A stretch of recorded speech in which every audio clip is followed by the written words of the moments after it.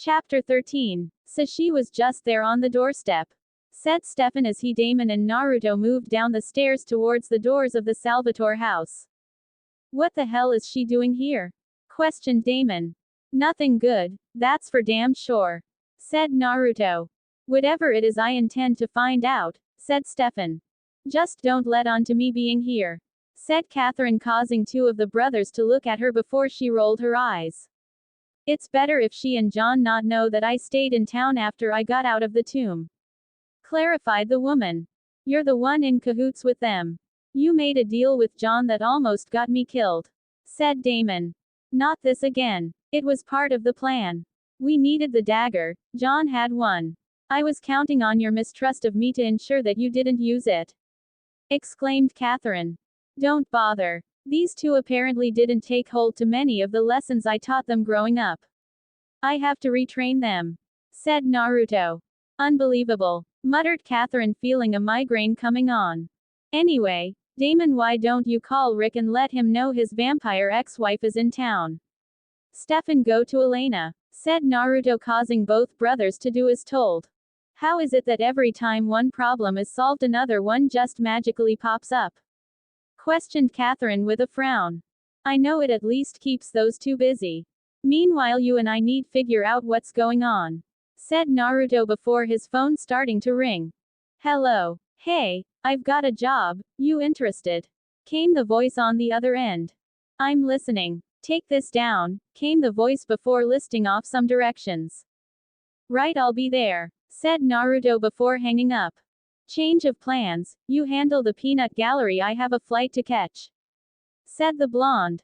You have another problem to take care of before that, said Catherine, causing him to look at her confused. My poor pussy is feeling neglected. At that Naruto smirked. That was one problem he was most eager to take care of. In an instant he'd picked her up and sped her back to his room before tossing her on the bed. The morning found Naruto arriving on a motorcycle outside of a warehouse in Rio de Janeiro, Brazil. He had changed his appearance slightly, coming over in his adult form minus his face markings and age so that he appeared to be 30. He wore a pair of blue jeans, a pair of All-Star Mellow M3s and a white and blue polo shirt over which he wore a black leather jacket. Having not wanted to draw any unneeded attention to himself, he rode an all-black Ducati Street Fighter S and a rather tame black helmet. Glancing down at his watch he found he was right on time and as such slowly made his way inside. As he pulled inside it was just in time to see a man climb out of a taxi and make his way inside. He wore all-black boots, jeans, shirt and leather jacket with a shaved bald head. The next to arrive did so in a car that made Naruto raise an eyebrow behind his helmet, as they did so in a 1963 Ford Galaxy 500 XL. All hell nah, said the driver as soon as he climbed out of the car. He wore a blue polo shirt and a pair of gray pants with short-cut black hair. I see they really scrapped the bottom of the barrel, continued the man as he approached the first. I guess they did, since your ass is here, said the first as he himself moved forward. When you gonna give Martin Luther King his car back? Questioned the first. As soon as you give Rick James his jacket back, said the second. The exchange given, the two men smirked before they exchanged greetings with a shake and a hug. Their impromptu reunion, however, was cut short as another bike pulled in its rider, soon enough becoming clear to be a woman. As the bike came to a stop near them and the rider got off, the two men chose to move in closer. Sexy legs, baby girl, what time do they open? Said Roman. The response was immediate as he soon found himself looking down the barrel of a pistol. They open the same time as I pull the trigger. Want me to open them? Said the woman, which produced a laugh out of Naruto, finally causing the arrivals to turn to face him. You haven't changed a bit, Giselle, said Naruto, smiling and making his way over. I had a good teacher, said the woman. That you did. How's Zyva? Questioned Naruto. She's well, last I heard. She's working for NCIS now in DC, said the woman. I see you've all met, called Dom as he approached with Brian and Mia in tow. You know, when you called me to come to Rio, I assumed it would be for something more exciting than this, said the woman, making her way to Dom before pulling him into a hug. The two men meanwhile had approached Brian and exchanged greetings. Naruto was fine with that as it meant he got Mia all to himself and he took advantage by pulling her into a solid embrace. "It's good to see you, thanks for coming," said Mia giving her own tight embrace. "Anything for you baby girl," said Naruto absently listening as Brian introduced the other two men to Dom as Tej and Roman Pierce. "Nice digs you got here," said Naruto as he made his way over. "Sorry, the Ritz was sold out," said Dom. "So what's this all about?" questioned Roman. "Yeah man, why'd you drag us halfway around the world?" questioned Tej. "We've got a job," said Dom looking over the group. "Alright, so our target's name is Herman Reyes and he runs the drug scene down here. He's never been busted because he doesn't leave a paper trail," stated Brian approaching a table with everyone else following. "No paper trail means no banks, and no banks means cash houses," said Giselle. "That's right. 10 of them to be exact spread throughout the city," said Brian opening a map on the table which was marked by what was obviously the locations of the cash houses. "And we're gonna hit 'em all," said Dom bringing a moment of silence to the room. "All of 'em?" questioned Tej incredulously. "All of 'em," repeated Dom. "Sounds crazy. You bring us to a whole other country so we can rob the guy that runs it. I thought this was business. Sounds personal to me. Is that what this is? Look, I got love for y'all, but personal ain't good business. I can't do this, homie," ranted Roman before turning to walk away, leaving Brian and Tej smirking behind him. "So what we're talking about is $100 million, said Dom, stopping Roman in his tracks before he'd even taken 5 steps. "You say what? 100? See, sometimes I be overthinking things, man," said Roman, making his way back over and making everyone else share smirks at his expense. "That's right, $100 million, and everything we take we split even," said Dom. "So for like 14 million apiece, I'm down," said Tej. 14 million? Sounds like a whole lot of vaginal activity to me," said Roman. "You can't pull off 10 heists on the same mark. You just can't. As soon as we hit the first one, they'll do everything they can to protect the rest," said Giselle, popping both of their bubbles. Naruto said nothing, merely looking over and sharing a look with Dom before they both smirked. "Exactly," said the two as one. Not long later found the boys all armed to the teeth watching one of Reyes's safe houses. As the door was opened for the arrival of a carrier, they rushed it, faces masked and guns out. As the first guard toppled over from receiving the butt of a shotgun to the face, the group rushed in, making quick work of taking out the rather small number of guards in the place and ignoring the screams of the women that were working inside. A few minutes later they had everyone gathered before them, with the guards all on their knees and the women huddled up behind them. In front of the group was a dolly which they had stacked with all the cash they could find in the place. "That's all of it," said Brian, his voice muffled by his mask as he put one last stack atop the pile. "You are all dead men. You don't have a place to hide," said one of the guards. Dom responded by removing his mask, an action the group copied, though some more nervously than others, Naruto noticed. "We ain't hiding," said Dom. "Are you crazy? Do you know whose money you are stealing?" said the same guard. Dom responded again, this time picking up a can and dumping its contents all over the dolly and the money. "Who said we were stealing it?" questioned Dom, pulling out a lighter and setting it all ablaze. An hour later found Naruto sitting atop his bike outside of another cash house just as a black truck pulled up and several men hopped out and ran inside. "Eyes on 4, said the blonde, speaking into a phone before putting it down. 5 minutes later he was following the truck as it pulled away from the cash house full of bags. He followed the truck at enough of a distance to where he never lost sight of it, but it didn't appear he was tailing them before he got a call from Tej and turned in a different direction.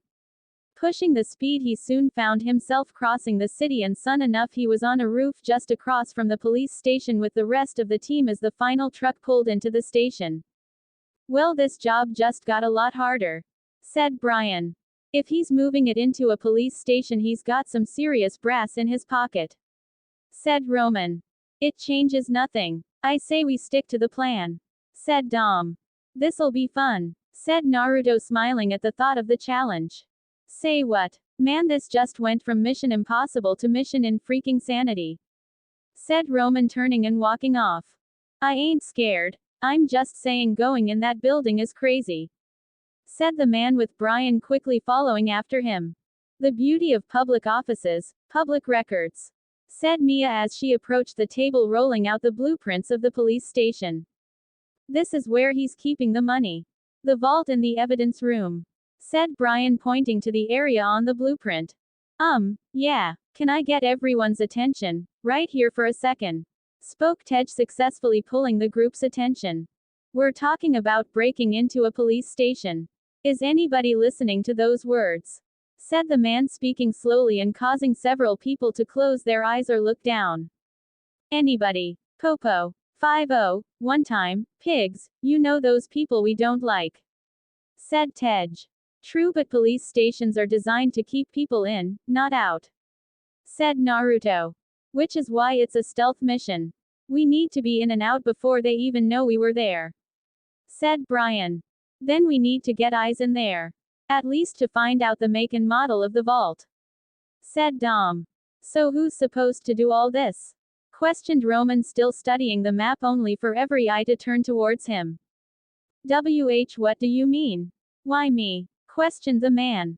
Cause you got the biggest mouth, said Brian. That's for damn sure, said Tej. Meanwhile, back in Mystic Falls, things were also progressing, which for Damon explained why he was now entering the Martin apartment alongside Bonnie and Jeremy. Sparing a look at the other two after pushing the door open, Damon moved his foot forward and, after passing the threshold with no resistance, stepped through. Yup. Everyone's dead, said the vampire, spying the dead body of Luca not far away. What are we doing here again? Questioned Jeremy. Packing up the grimoires. They spent years collecting them and I want to make sure they're safe. You know, we could just get another match and cremate him, said Damon, motioning towards Luca's corpse. Don't be disrespectful of the dead, said Bonnie. Fine, guess we'll bury him, said Damon. So what do you need these things for anyway? Questioned Jeremy. According to Luca's dad, one of these contains a spell that'll let me harness the energy that's left behind when a witch dies violently. Didn't know you were so close, said Damon. We weren't. Naruto took that from his mind when he paid him a visit after he sealed my magic. So according to that info, if we can find the spot in town where the old Salem witches were burned, we can harness their energy to use if we need it, explained Bonnie. Great. We'll have to put that on our list of things to do today. Harness ancient dead witch power, said the vampire. Wait, you know where they were burned? Questioned Bonnie. Did I forget to mention that? Asked Damon. Do we seriously have to go through every one of these books until we find the spell? Questioned Jeremy, sitting down a large heavy tome. No. After saying this, she closed her eyes and raised her hands, arms folded inward so that her palms were open and facing her, framing her face. She spoke several words in quick succession that neither of them understood before a single tome floated out of the pile and opened itself in front of her, with each side of the cover resting on her arms. It's this one, said the girl after opening her eyes. Neat trick, said Jeremy. Glad you liked it. Now load up the rest so we can get out of here, said the girl. Back in the base in Rio, the group was once again in discussion. They had gotten eyes inside of the police station and, thanks to the clever usage of a remote-controlled car, had determined what kind of vault they were dealing with, which also meant they needed a duplicate just so they could practice cracking the real one. Regardless of that hurdle, they were now discussing other particulars of the situation. So assuming you'll breach the same, how the hell do we get in? Questioned Mia as they hovered over the blueprint. Yay, I've been thinking about that. The wall of the evidence room is alarmed, so that's not happening. Then we got this one here, but there's a guard shack outside, so that's no good. But this one shares a wall with the basement bathroom, said Brian, pointing out the area in question. So what about the money? That's going to be some heavy shit to move, said Roman. We're talking at least 5-ton cash weight, said Naruto, interested in where the former cop was going. Yeah, but that's the thing about the bathroom, it's got a vent that leads to the parking garage. All we gotta do is pop the vent, then pass the money through to some waiting cars, explained Brian. Looks like you're up, said Dom looking at Naruto. Looks like it, agreed Naruto smirking before heading out. A few days later found Naruto making his way back inside with a power screwdriver in hand. His job had been quite simple as a usage of the Toten Jutsu transparency technique had allowed him to literally walk right into the station and into the bathroom in question. A minor genjutsu had everyone avoiding the hall of said bathroom, allowing him time to cut away a portion of the wall via wind chakra in order for him to place a tap into the system of the station. Once the tap was in place, he placed the wall back into position and once again using his chakra sealed it back in place as if nothing had ever happened. It was upon his return that he learned Dom and Brian had headed out to secure a car they could put through the mock track they'd built in the base. They'd already put a few cars to the test, with all of them coming up short and somewhere along the way being picked up by the cameras. It was actually during a break from one of the run-throughs that he had stepped outside along with Brian and Roman. They'd come in with a large wooden box they'd had to use a forklift to bring inside. As the last screw was removed with Brian and Roman lowering the front, Naruto moved up beside Tej. That what you need? You're kidding me. Where in the hell did you get one of these? Said the man, his tone conveying surprise. Well, I had a life before you met me, said the blonde, shrugging. All right, I'll get to work on the electronic tumbler, but there's another problem, the palm scanner. Without Reyes's handprint, Houdini himself couldn't open this bitch, said Tej. Right, Giselle, looks like you're up, said Naruto, causing several pairs of eyebrows to rise as the two of them headed out. A few hours later, after tracking down Reyes and spending some time on the beach, the duo returned to the base to find Tej and Roman still working on the safe. It had been while they were out there that he had received a few calls informing him of the status of a few things. Bonnie had called and informed him that they had retrieved the grimoires from the Martin place and that Damon had taken her to where the witch burning site had been. He'd received calls from both Lucas and Nathan, who had been instructed to call him by his mother as they needed advice on women of all things.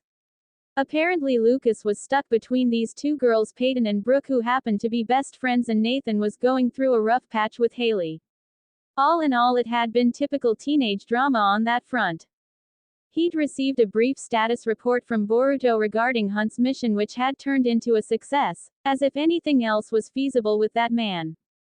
He'd also given him an update on the ongoing status of Nikita's mission to infiltrate Division, which was apparently going well for the most part. Finally, Catherine had called to let him know she'd tracked down Isabel and was going to pay her a little visit. By the time he'd finished all of that, Giselle had finished up with Reyes, having successfully acquired his handprint, and was returning while Reyes himself was also heading out accompanied by his numerous bodyguards. You know, I thought you were more of a thong man, said Roman, spying the bikini bottoms Naruto currently held in his hand. We got the print, said the blonde. Where? Questioned Tej, turning away from the safe. He received his response from Giselle, who rather than speak shined a blue light flashlight over the exposed portion of the bottoms, showing the rather clear imprint of a hand. So did he just slap that ass, or did he grab and hold on to it? Questioned Tej, causing them to chuckle while Giselle playfully shined the light in his eyes. A few moments later, as they were wrapping up the conversation, the revelry was destroyed by a call from Mia.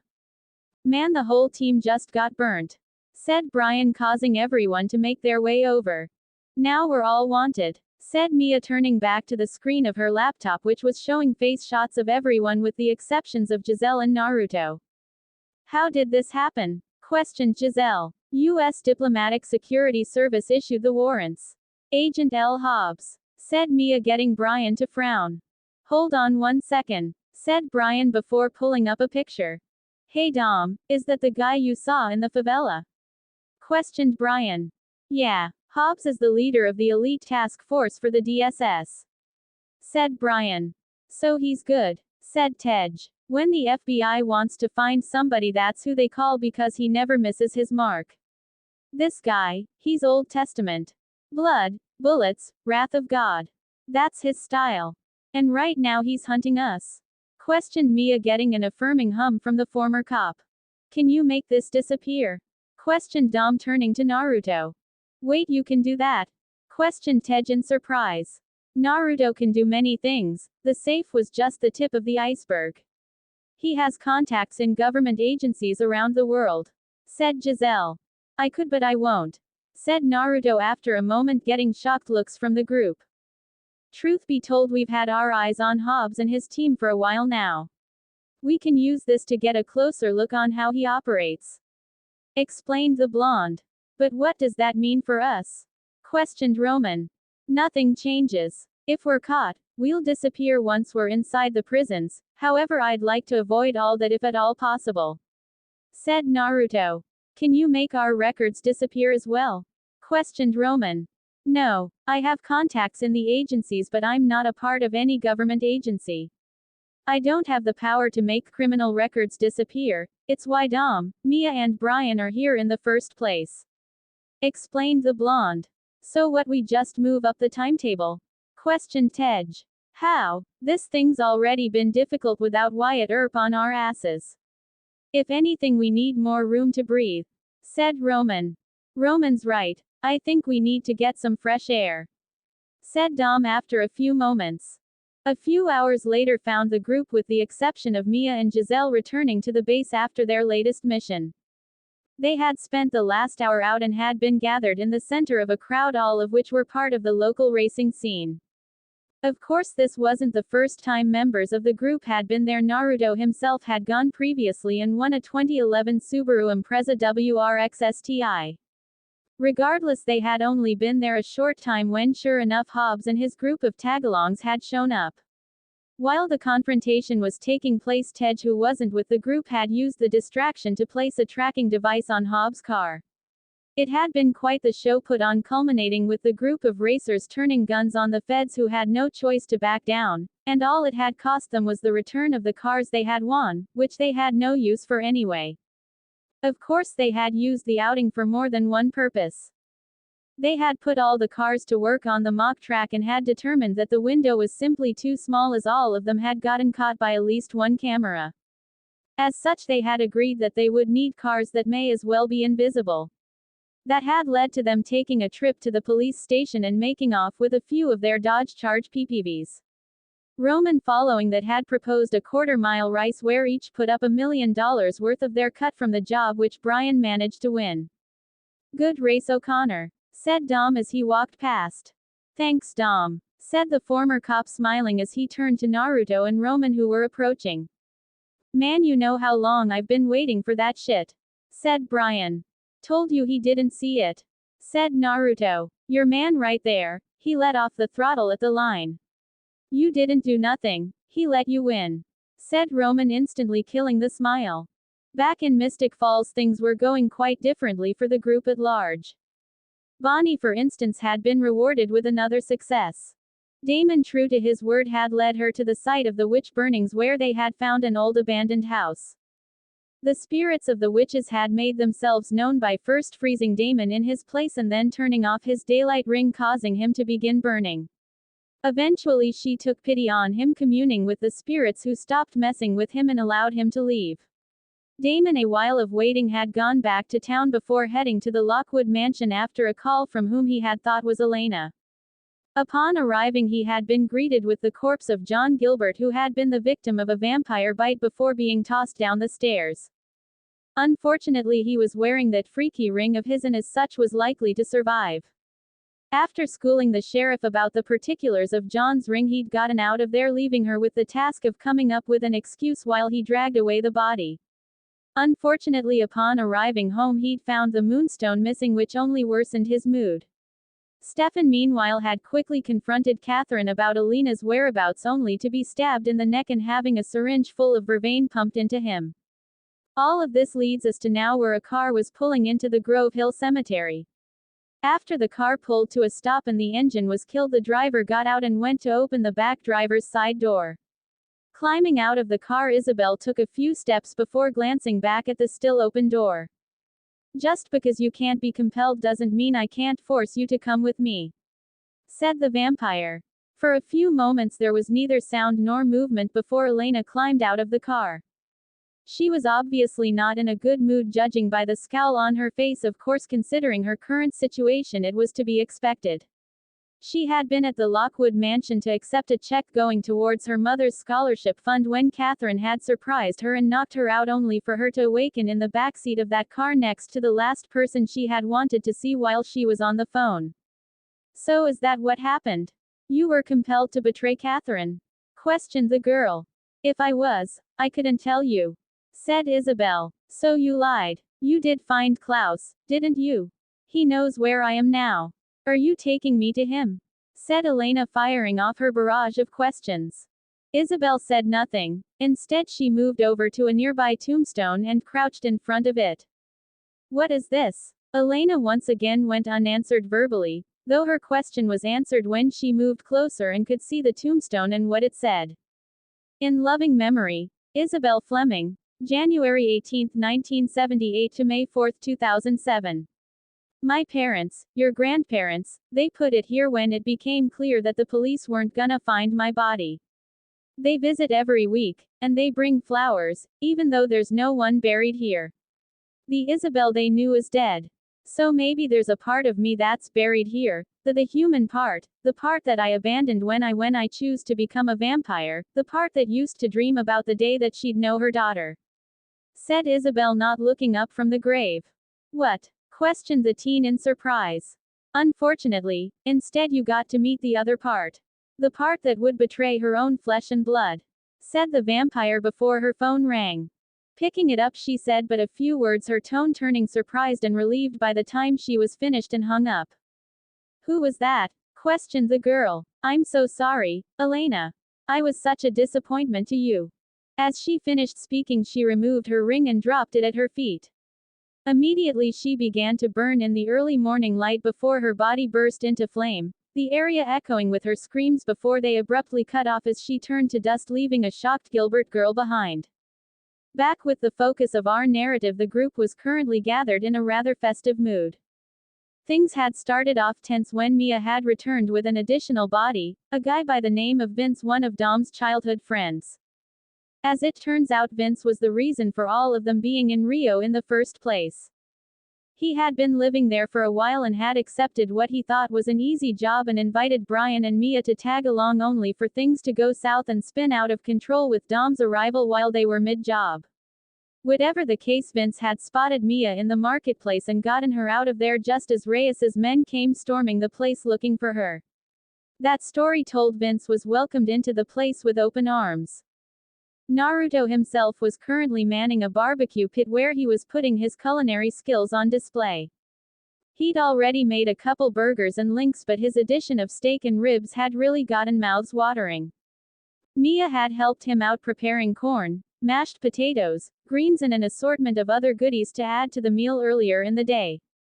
Now the rest of the group was more spread out, with Tej and Roman not far from Naruto, allowing him to both hear and engage the duo in conversation. Roman's reaction to Tej's plan to open up a new garage with his money was actually the highlight of the night so far. Are you serious right now? Exclaimed Roman, catching the blonde's attention and making him look away from Giselle. Is that the reason you let him beat you in the quarter mile? Exclaimed Roman, turning to Dom. That was a baby gift. Finished the man.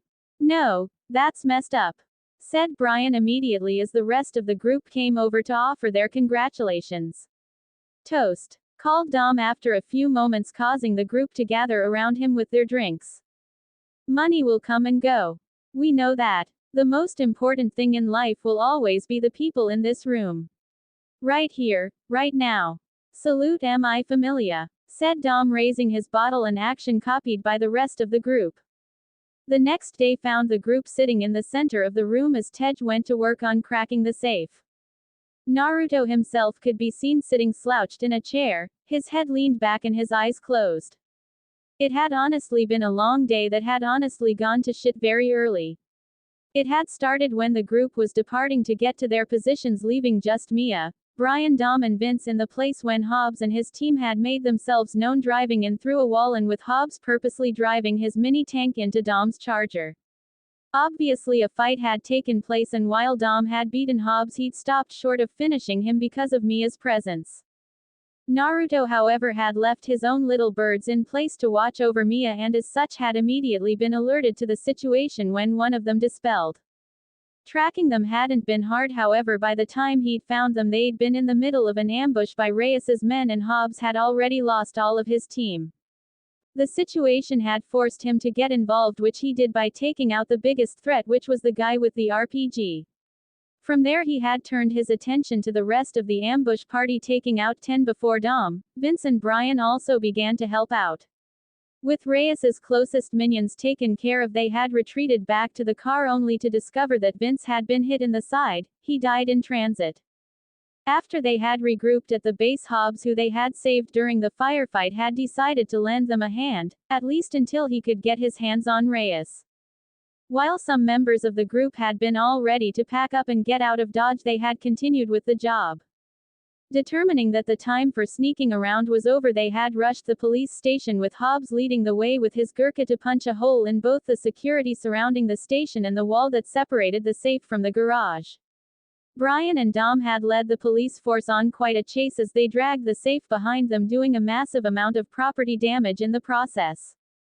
During the chase, he and Roman had lent a hand, clearing out space demolition derby style, and effectively carved out a 10-second window for the two. From there they had driven into a tunnel, sliding the safe into the back of a dump truck Giselle was driving and having the fake attached to their cars in the front before speeding off, with no one outside of the group aware of the switch. After a bit more work, which had led to Reyes being killed by Hobbs, Brian and Dom had been allowed a 24-hour window by the man on the condition they leave the safe behind, which they had no problem doing at this point. This of course led them to now where the group were watching anxiously as Tej went to work. His skill, however, was soon rewarded by a loud click that echoed through the silent room. At the noise he froze, and after turning to look at them for a moment moved to open it. The silence in the room was deafening for a few moments as Tej turned the handles on the door before finally pulling it, causing money to come tumbling out. Naruto's return to the savageThor boarding house and thus to Mystic Falls was done as always in a swirl of golden orbs. While he often enjoyed mundane travel methods, his schedule in this instance would not allow it. After splitting up their cash, the groups had all gone their separate ways. He himself had made a couple of stops, the first of which was to the IMF facility to see the banker. The banker was in charge of all funds related to the banking of any member or affiliate of the IMF and could create accounts with any bank in the world. He left their 14 million lighter and stopped in Tree Hill, gifting Lucas and Nathan with a pair of debit cards, informing them of their new accounts and the particulars regarding them.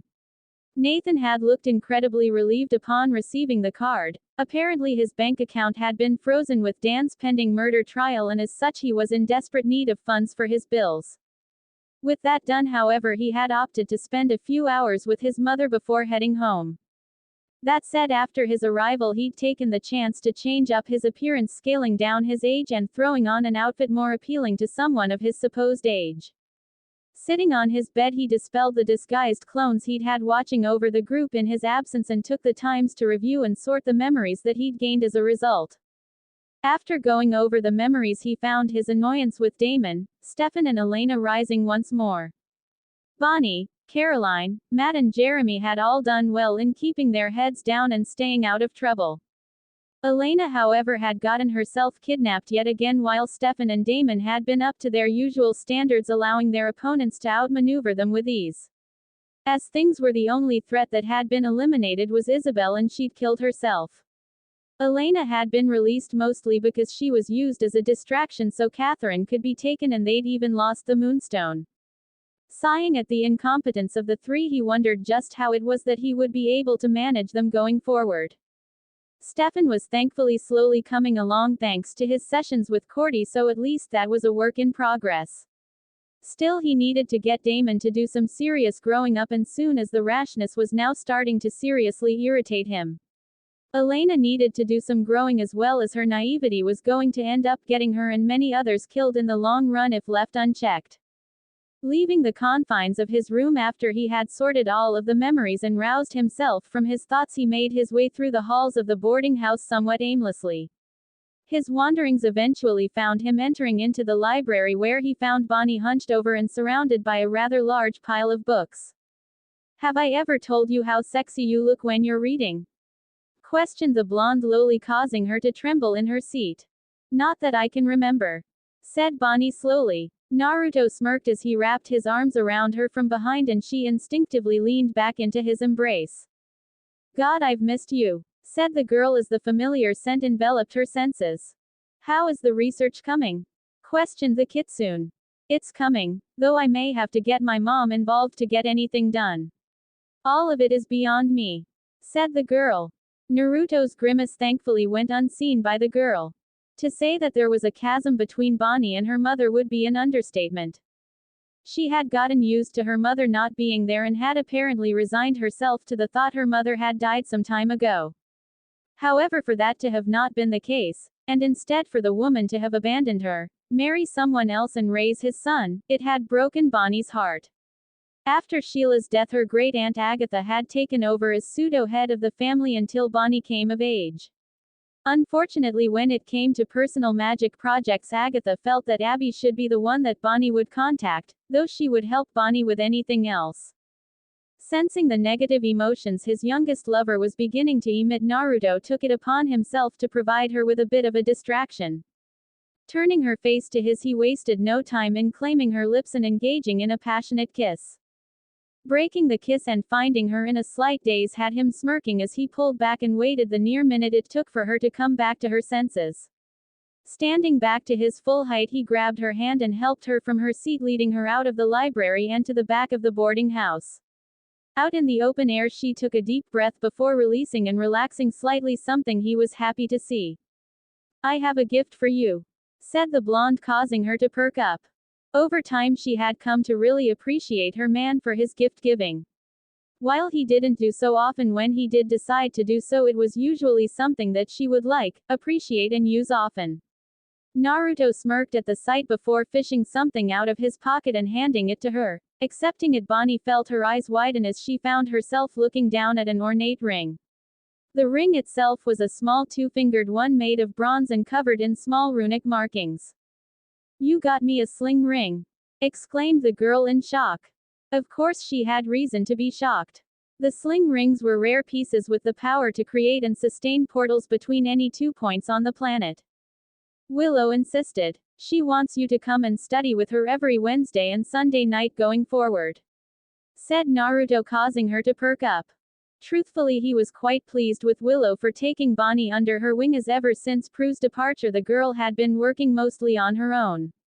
Of course, she was a fast study, but that doesn't change the fact that magic was dangerous and could be corrupting, and Willow was actually the best person for Bonnie to have as a teacher at this point. Do you know how to use it? Questioned the blonde. Prue taught me the theory, but I've never actually used one, said the girl, slipping the ring onto the index and middle fingers of her left hand. Well, creating a portal is like teleportation. The first thing you need to do is visualize, look beyond the world in front of you and see the destination in your mind. With that established and channeling your magic into each hand, you will use your right to trace a circular pattern in front of you while focused on that destination, explained the blonde, moving behind her and positioning her so that his left hand was held straight ahead of her. Right now we'll start with places you should be very familiar with, so I want you to focus on your bedroom. Before anyone knew it, time had flown by and a few weeks had passed, with the end of April now looming ahead. It was within a plane of pure white that a single building could be found, with endless stretches of white spreading out in all directions from it, while a pair of giant hourglasses could be seen on each side of the building. It was here that Naruto could be found seated calmly in a meditative position just inside of the building, while Caroline could be seen just ahead of him on one of the rather long steps. She currently wore a black fighter's GI with a sleeveless top held closed with a dark blue sash underneath, which was a sleeveless dark blue undershirt. The legs of her pants were tucked into a pair of dark blue boots with an orange stripe running down the center and the sole, and she finished the look with a pair of dark blue wristbands. The boots, wristbands and undershirt also all served a purpose for her training, in the fact that each item weighed 50 pounds, forcing a total of 250 pounds of added weight onto her. In her hands she held a sword, nothing special, just a simple katana that she was currently using to train with. She was covered in sweat and her arms shook from the weight of the sword. Enough. Hearing the call, the blonde stopped mid-swing, or at least tried to, and once she'd regained control of the blade, turned to face him. Not even bothering to open his eyes, he motioned for her to come before him. Doing as bid, Caroline moved so that she stood before him before dropping to her knees and soon slipping into a Caesar position. Tell me, girl, do you know where we are or why I brought you here specifically? Questioned Naruto. No, answered the girl, having wondered exactly that. This room is a void, but it is more than that. This space sits within a fold between dimensions, and as such the concept of time works quite a bit differently. As such, while we are only booked to spend 24 hours in here, for us a year will have passed before we leave this room.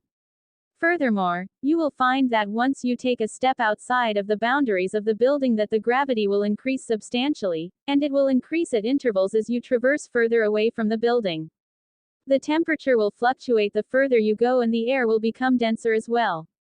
Explained Naruto, causing her eyes to widen. How far out does it go? Questioned Caroline, as she could see nothing but white as far as her eyes could see. It's infinite. Despite this, no matter how far you go out, this structure will always be visible so that no one can get completely lost. Meanwhile, at the IMF facility in New York, within a room on a lower level, a briefing was taking place. At the head of the room stood Buffy Summers, while out in the crowd seated before her were several people who would be working on this mission with her. In the front row was her field partner, a fellow Slayer and one of her sisters in Naruto's harem who went by the name of Faith Lahane, and Willow Rosenberg. Also in attendance were a small number of other Slayers, Jax, Boruto, her old mentor Rupert Giles, who she could see in the back among several others. Everyone is here. Good, let's get started, said Buffy before pulling up an image of Owl onto the screen. Back in the Middle Ages, an organization was started by a young Elijah McCalson with the intent of gathering great minds in an effort to build a better future. It was called the Strix. They are an elite group and as such seek out only the most talented of individuals. Their numbers include artists, politicians, warriors, leaders and people talented in many other areas. They also have numerous vampire soldiers under their command. Here she paused and changed the picture to one of an average-looking white male with dirty blonde hair who wore a three-piece suit. This is Tristan de Martel, born sometime in the 10th century and the son of the Count of Marseille of the time. Tristan is the first vampire to be sired by Elijah, as well as the second and current leader of the Strix. Under his leadership, the Strix have become a worldwide force and, to quote Elijah, a collection of egomaniacal sociopaths, said Buffy, getting a few chuckles. Pulling up a new picture revealed was a gorgeous, young-looking woman of African descent with natural black short hair, dark brown wide eyes and full lips. This is Aya al-Rashid, one of the organization's founders and Tristan's second in command. She is a very highly trained fighter and is a vampire with over 900 years of experience under her belt, is not to be engaged in singles combat under any circumstances.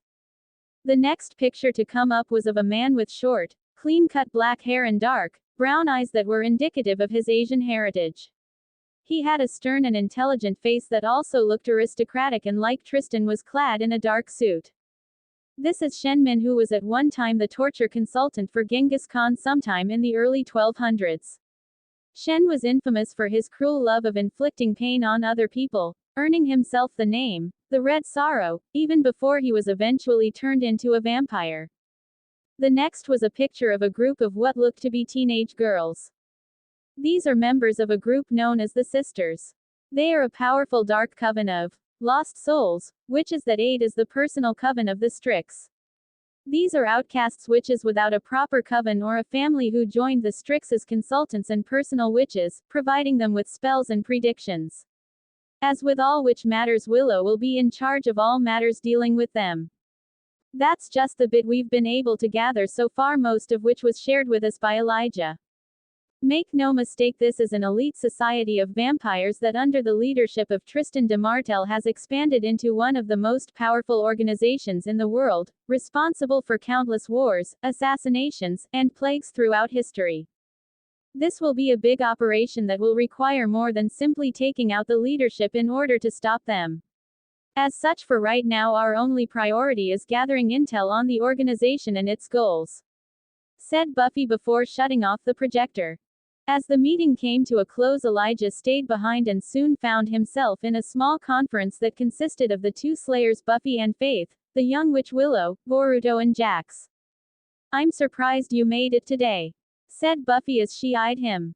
Yes, well, it seems young Elena has realized that as well-intentioned as her friends are, they cannot save her in this instance and would, if left to their own devices, only succeed in getting themselves killed, said Elijah. So she turned to you, stated Faith, frowning. I had already made a deal with her, and if nothing else, I am a man of my word. If I were any other member of my family, her friends would already be dead for their actions, and she would be sitting snug in a cell until she was needed, after which her carcass would be left to rot, said Elijah, his tone calm as if he were discussing the weather. Just for the record, I still don't like this, said Willow before handing over the moonstone. As he held it, Elijah realized in that moment he held Klaus's future, all his wants and desires, in the palm of his hand. He could crush the stone without effort, and only a few months earlier he didn't know if he'd have even hesitated. Now as he held it, he realized that the family really had changed. They had come together in a way they hadn't been in ages. Pushing the thought aside, he tucked the moonstone in the inner breast pocket of his jacket and bid his goodbyes to the group before he and Boruto vanished in a flurry of golden-colored orbs. Not long later found Elijah sitting on the couch within a rather large apartment as he finished draining a blood bag, his fifth since his release. Standing, he made his way into the kitchen, where he tossed it in the trash can just as the ringing of the doorbell echoed through the place. Moving to answer the door, he found Elena standing outside of the threshold and stood aside before motioning for her to come in. Nice place, said the girl as she entered. She looked a lot better than she had after their last conversation, no longer having a look that screamed shell-shocked after he revealed to her that Klaus was his brother earlier in the day. Indeed, it was a nice find, said Elijah, motioning her over to the couch. In truth, the apartment was a safe house that Naruto had given him when he had come to town. It boasted 2 bedrooms and full baths and was on the 5th floor of the complex. It was decorated enough to give a lived-in feel, but the lack of pictures and personal touches would clue people in that it wasn't a place that saw regular usage. So you were saying that there's a whole family of originals, stated Elena, restarting their conversation from earlier in the day, taking the offered seat while Elijah settled across from her on a chair. Indeed. My father was a landowner in Eastern Europe. Our mother bore 7 children, said Elijah. So your parents were human? Questioned the girl in surprise. Our whole family was. Our origin as vampires is a long story, just know we are among the oldest vampires in the world. We are the original family, and from us an entire breed was created, stated the vampire. But if Klaus is your bother, how could you want to kill him? Questioned the girl. I believe you could ask young Stefan the same in regards to his brother, said Elijah, a point Elena would have to concede to him. Now, as you've seen, nothing can kill an original. Not the sun, not fire, or even a werewolf bite. Only the wood from one tree, a tree my family made sure had all been burned the world over, said Elijah. That's where the white ash from the daggers comes from, said the girl in understanding. Indeed, nature doesn't really want anything truly immortal roaming the earth. Every creature needs to have a weakness in order to maintain the balance, said Elijah. So if the sun can't kill an original, why is Klaus so obsessed with breaking the sun and the moon curse? Questioned the girl. The curse of the sun and the moon, it's so biblical sounding, don't you think? Said Elijah, a smile gracing his face, his mind flashing back to old times where he and Klaus discussed his creation of Roman depictions, Aztec drawings, and even African carvings detailing the curse. Wait, I don't understand. Klaus drew the sketches? Questioned Elena in shock. Indeed, Roman scrolls, Aztec sketches, African tribal drawings, and any other culture and continent we put it in, revealed Elijah. But why? Questioned the girl, clearly not getting it. Because the easiest way to discover a doppelganger or recover a long-lost moonstone is to have every single member of the 2 warring species looking for it, revealed Elijah. So if it's not an Aztec legend, what is it? Questioned the girl, clearly frustrated. Don't you get it? The curse of the sun and the moon is fake, it doesn't exist, said Elijah, pouring himself a glass of wine from the bottle he'd had sitting on the table. What? Exclaimed the girl. Klaus and I, we faked that thing almost 1,000 years ago, said Elijah. But if there's no curse, started the girl, only to be cut off. Oh, there's a curse, it's just not that one, said Elijah absently. What are you talking about? Questioned the girl, her tone showing serious confusion. This curse, the real one Klaus has been trying to break for 1,000 years, said Elijah. So what's the real curse? Questioned the girl. My family was quite close, but Klaus and my father did not get on too well. When we became vampires, we discovered the truth. Klaus was not my father's son. My mother had been unfaithful many years before. This was her darkest secret. Klaus is from a different bloodline. Of course, when my father discovered this, he hunted down and he killed my mother's lover and his entire family. Not realizing, of course, that he was igniting a war between species that rages until this day. A war between the species? Questioned Elena slowly. Indeed, the vampires and the werewolves. That is how the hatred between the two started, revealed Elijah. So Klaus' real father was from a werewolf bloodline. What does that make Klaus? A werewolf? Or a vampire? Questioned the girl. He's both, half vampire and half werewolf. A hybrid, and is such deadlier than any werewolf or vampire. Nature would not stand for such an imbalance of power. Therefore, the witches, the servants of nature, saw to it that my brother's werewolf side would become dormant. And that's the curse he wants to break, said Elena, her face pale as the implications hit her.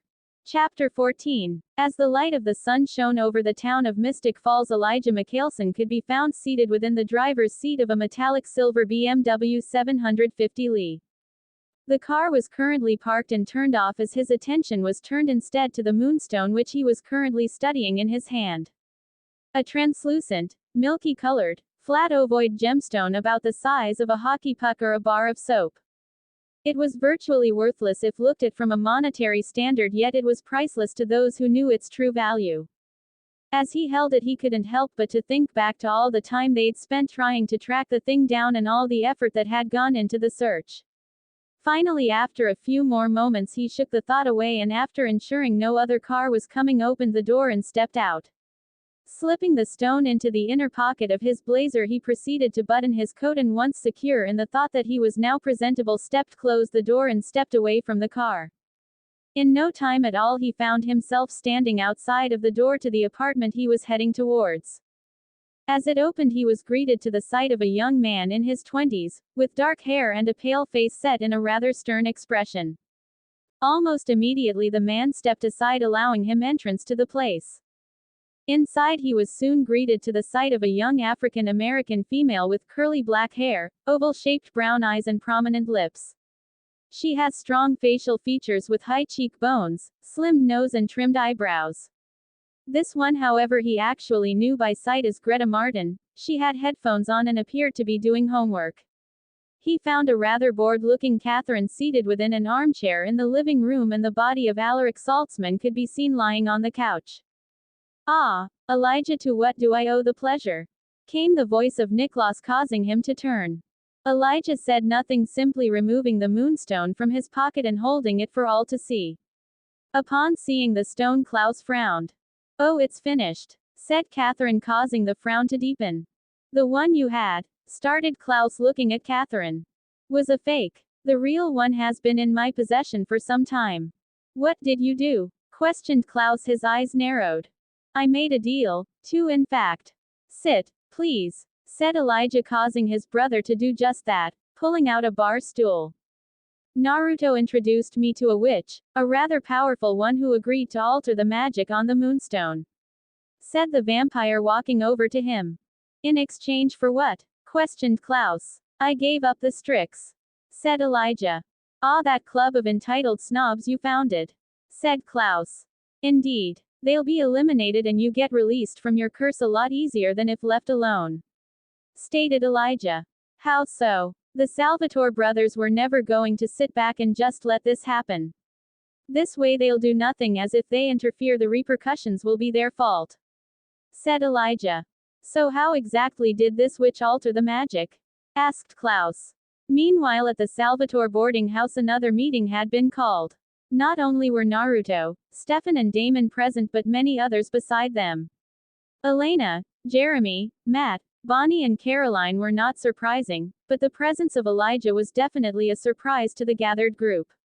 Naruto had called the meeting, which had only barely started before Damon had interrupted. "You want to run that by me again?"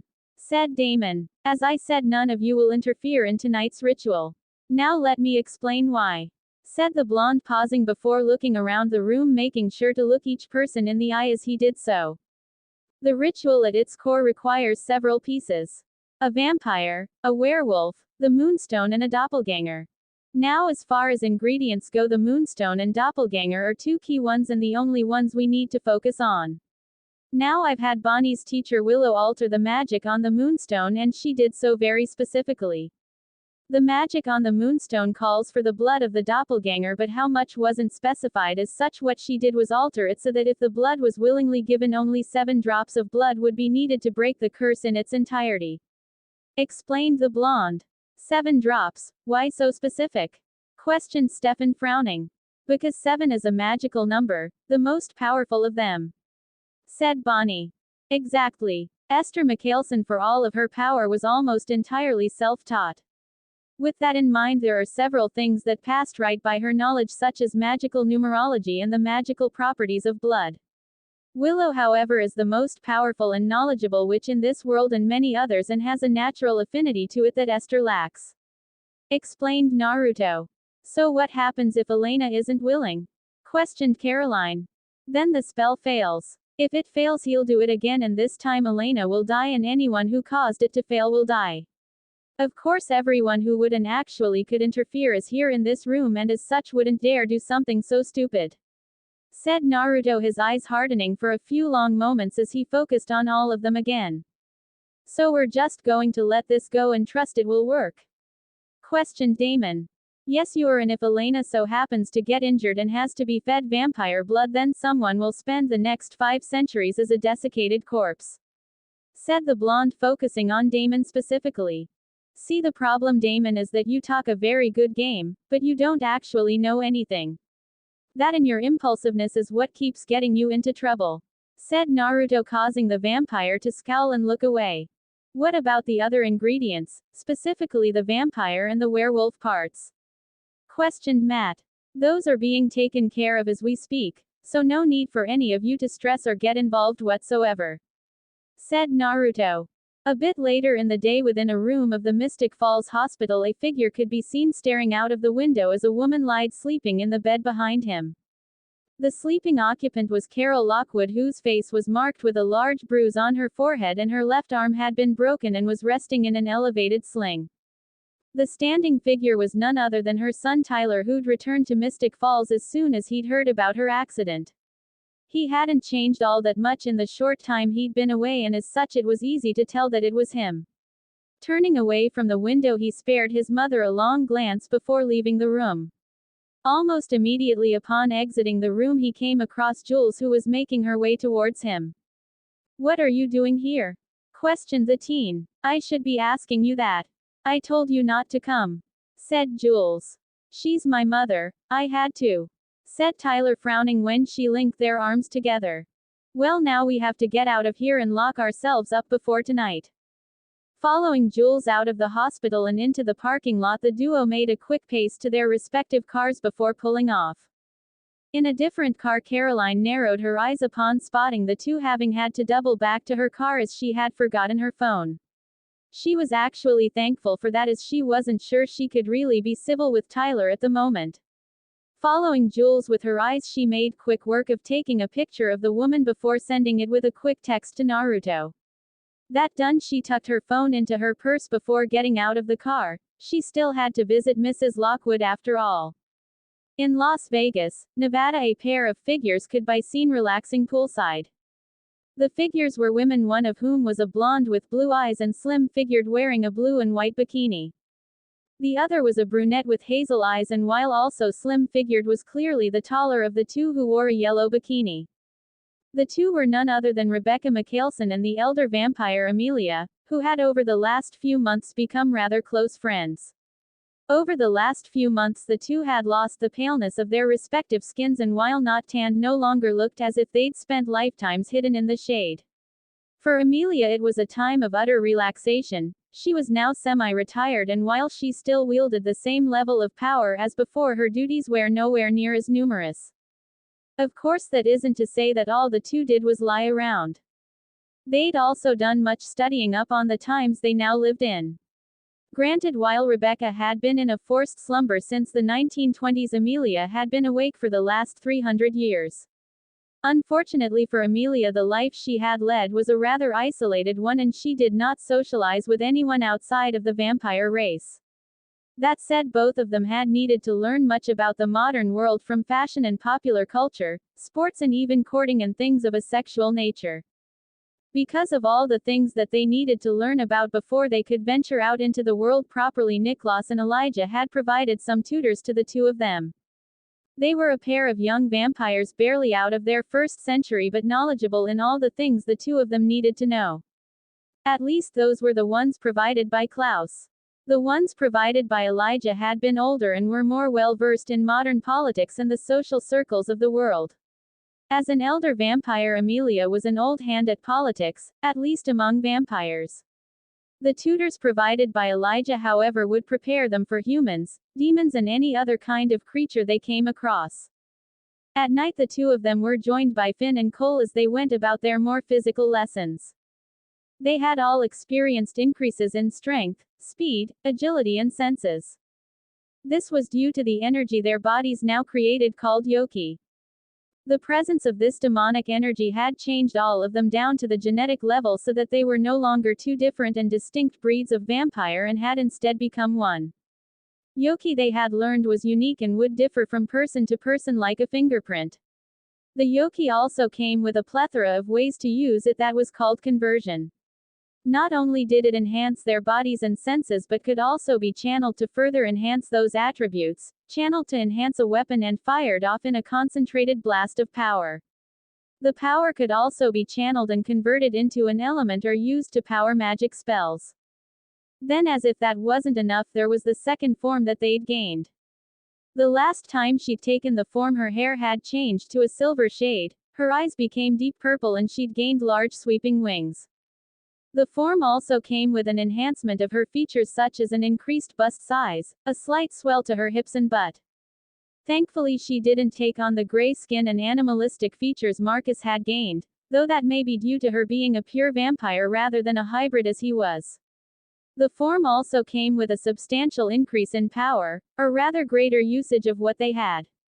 From what she could understand, their base states could only handle so much power, and when transformed, those limitations were removed. "Lady Amelia," called a voice, breaking her from her thoughts. Turning towards it, she was greeted to the sight of a young-looking woman with long curly blonde hair and green eyes. She wore a pair of blue shorts and a white t-shirt that was cut at the middle. While she looked to be a child in her late teens, she was around 200 years old and had been sent to her from the Eastern Coven to act as her handmaiden. "Lady Selene has arrived," stated the girl once she had her attention without further prompting. "How does she look, Gwen?" questioned Amelia. "Like a death dealer," answered the girl, causing Amelia to grimace slightly. "Very well. Direct her to my quarters, please," said Amelia, getting the girl to bow slightly before she turned to see to her assignment. "She's so eager," said Rebecca. "She's from the Eastern Coven and a pureblood. She's likely grown up hearing stories about me her entire life," said Amelia as she stood to her feet and moved to don her robe, which Rebecca was soon moving to do as well. "Well, let's meet the famous Selene," said Rebecca, seeing the question in her eyes. After making sure her robe was secure, the two ladies moved to enter the building, with Amelia preparing herself for what was sure to be an interesting meeting. After the meeting had broken up, Naruto and Bonnie had retreated back to the Bennett house for a movie day. As such, they had gone through all three Back to the Future films. Following that, they had gone out to the grill for a late lunch before Bonnie left for a lesson with Willow. Following that, he'd had a few hours to himself, time he'd used to meditate, slowly weaving his power into the air beneath him and the skies above. It was a little trick he had picked up a few thousand years back, a secret technique that he'd only shown to a select few in all of that time. Eventually, his internal clock brought him out of his meditation well rested, with his mind clear and unburdened. His sense of peace lasted all of a minute before a barrage of memories hit him from a dispersed clone. Rose, who had been returning to town today, had never arrived and had not even called or sent a message. As if that wasn't bad enough, Alaric had been released from his captivity and made his way to the boarding house.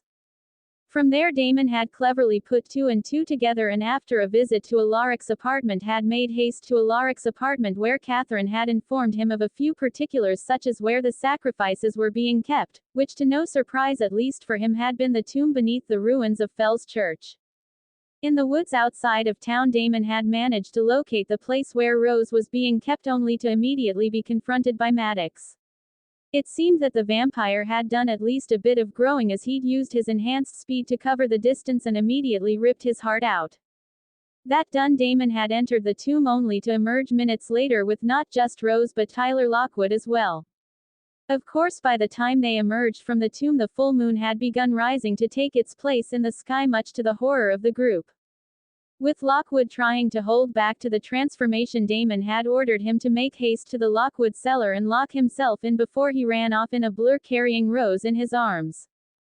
Deciding to lend a helping hand more out of necessity than anything else, the clone knocking the werewolf out from behind while at the same time applying a seal to his neck that halted his transformation.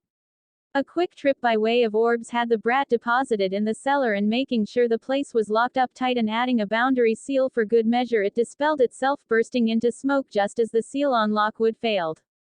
Shaking the newfound knowledge away from the forefront of his mind, Naruto took a quick glance at the time to find that it was just about time.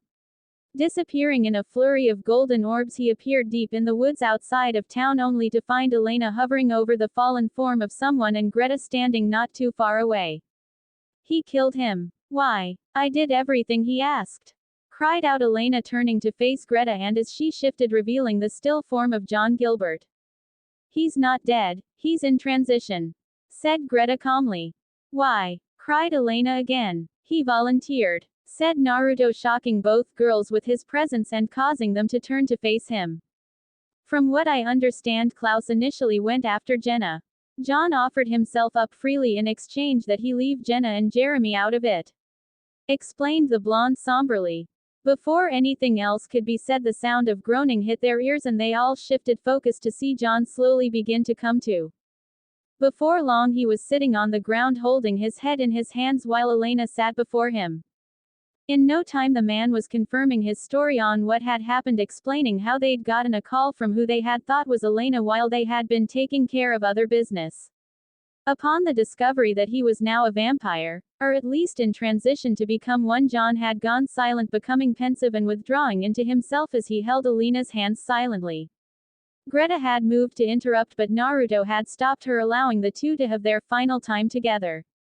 The faint sound of twigs snapping underfoot soon caught his attention, causing Naruto to turn his head only to see Klaus approaching with a body hanging over his shoulder in a fireman's carry. Before long, the body was dumped on the ground, revealing the form of Jules, who was clutching her stomach and groaning in pain. "Well, now that everyone is here, let's get started, shall we?" said Klaus lightly. As Greta and Klaus began setting up for the ritual, Naruto made his way over to Elena and John. By this point they had been separated, each of them trapped in a circled barrier which, while invisible to the naked eye, its boundaries could be easily seen. They were the lucky ones though, as Jules was trapped in a ring of fire to ensure she would be going nowhere. As he approached, the two Gilberts looked up from the conversation they'd been having and looked up at him, at least until he took a knee. "You know, John the First never liked you doing thing, however, you've got my respect," said the blonde. "Elena and Jeremy," started the man, only to be cut off. "Will be well taken care of," said Naruto, putting the man at ease as seen when he relaxed. "Why are you talking like that? You'll be fine," said Elena angrily. "Your father is prideful. He will not allow himself to live as a vampire. Either the ritual kills him or he'll wait for the sun to come up and go that way," explained Naruto, causing her to deflate. "Allow me to put your mind at ease. The ritual will kill you, but it will be quick and you'll be gone before you realize it. When you next gain awareness, you will be in a place called the other side. You would know it as limbo. While you won't be able to interact with anyone, you will be able to look in on the physical world. So I have nothing to fear, no judgment awaiting me?" questioned John. "Not for a while. The other side is like the ultimate waiting room and where the souls of the supernatural go. It was created by a witch to trap the man who spurned her, only it was more powerful than she realized. Figuring out how to safely deconstruct the dimension and release its inhabitants to their ultimate resting places is one of the reasons I returned. Naruto had only barely finished speaking before the sound of approaching footsteps caught his attention. Standing to his feet, he turned to find Klaus approaching them. Turning back to Elena, he found that she had tensed up, though she relaxed after a quick look from him. Turning back towards Klaus, he saw he held a chalice in his hand. It was dark gray, almost black in color, and had nothing fancy or elaborate in its design at all. As he settled in front of them, he held out a knife, which Naruto recognized as an athame. After a moment of hesitation, Elena sighed and accepted the blade with her right hand before quickly slashing the palm of her right. As the chalice was held out to her, she turned her hand sideways, making a fist, and allowed 7 drops of blood to fall into it before withdrawing her hand. "Thank you, Elena," said Klaus softly before moving away from them. Turning towards the girl, he motioned for her to present her hand, which she did. Holding his own hand over hers, it began to glow green with healing chakra before her skin proceeded to knit itself back together. Before either of them could speak, they heard Jules stop groaning for a moment before the sound of something slamming into the ground was heard. Turning, they found she was now planted on the ground with Klaus pinning her in place before one of his hands ripped her heart out. As Elena cringed and looked away, Naruto decided she'd done enough, and a moment later she vanished in a whirl of orbs. Turning back to Klaus, he was just in time to see him drain the last of the heart's blood into the chalice before tossing the organ over his shoulder. Placing the chalice back down on the altar, Klaus finally turned his attention to John. Seeing him coming, John stood to his feet and was calm even as Klaus stopped in front of him with a stake in hand. There was no struggle of any kind. In fact, John even looked relieved at the sight of the stake and seemed to relax a bit. Moving with speed that John wasn't expecting, Klaus rammed the stake into John's heart, causing him to lurch forward only to be caught by Klaus even as his body began to desiccate. Picking up the body, Klaus carried him over to the altar just beside Jules before removing the stake, followed quickly by John's heart. Taking the heart with him, he made his way back over to the cauldron and proceeded to add the blood from the heart to what was gathered in the chalice before discarding the organ.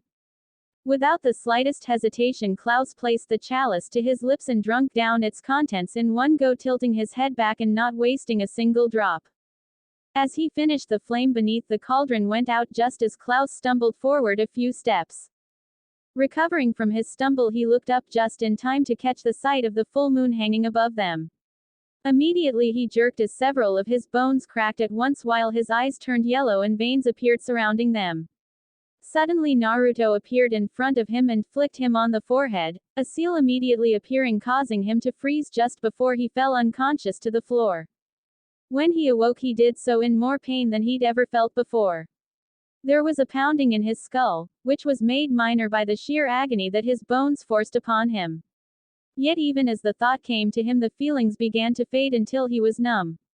"You can open your eyes now," came a somewhat muffled voice. Turning his head to the right, he could see Naruto standing with his back to a tree, only he had changed. He wore a golden yellow sleeveless kimono top with a red spiral crest marking his collar, over which he wore a long white haori with golden flames rising upon it, along with a pair of black Hakuma-style pants that were taped at the ankles, causing them to have a ballooning effect that led to a pair of black boots. At his left side was a sheathed sword, a katana judging by its length and shaping. In case you're wondering, the ritual was successful. The reason you were in so much pain, however, is I stopped your transformation. The magic that forces it tried to force it throughout the night, resulting in your current condition," explained Naruto calmly. That actually explained quite a lot. He knew that while the transformation was painful, it was not supposed to result in his current condition. Eventually, feeling returned to his body and he found he was able to move. "Where are we?" questioned Klaus as he stood to his feet. "The home of some old friends of mine. There are things you need to know, and this is the best place for you to learn," said the blonde. With that said, Naruto pushed off from the tree and began walking with Klaus, quick to follow. As they walked, Klaus found his healing factor had improved massively as he soon went from feeling like a giant bruise to his regular self. During the journey, Naruto saw fit to update him on what had happened. As previously stated, the ritual had worked and his curse had been lifted. Following the ritual and after he'd fallen unconscious, Naruto had sent Elijah and Greta back to Las Vegas. Elena, whom he had sent home earlier, though, had been a bit of a wreck. "What about Maddox?" questioned Klaus. "He's dead. Damon killed him when he got between him and Rose." At this, Klaus could only sigh and shrug. While the man was no big lose, he had been loyal if nothing else. Eventually the duo came to a stop upon a hill. In the distance a huge castle complex could be seen, spanning several acres and protected by massive walls, while a town could be seen not far outside of the walls. "Are you ready to really move now?" questioned the blonde, turning to face his old student. Klaus said nothing, merely taking off in a blur of speed. Seeing him go, Naruto smirked before following after, managing to catch up and overtake him with ease. Coming out of their super speed run, the two began to walk through the rather bustling town, with many stopping what they were doing in order to greet Naruto as they passed. Once through the town, it didn't take long for them to make it to the gates of the castle, which were already open, allowing them entrance. Inside of the courtyard they were greeted by 5 people, 3 of them men and 2 women. At the head of the group stood a man who appeared to be in his 30s with short curly red hair and blue eyes. He was of a stockier build, though not overly so, and wore a pair of black pants and a brown leather jacket over which he wore a thick fur cloak. It was the way he carried himself that caught the most attention, however, as the man was quite obviously a warrior. To his immediate right was a slim-figured woman that appeared to be in her late 20s with long red hair that disappeared behind her back and blue eyes. She wore a dress that was a dark green in color and was covered by the fur cloak she wore, and held herself with the air of a noble.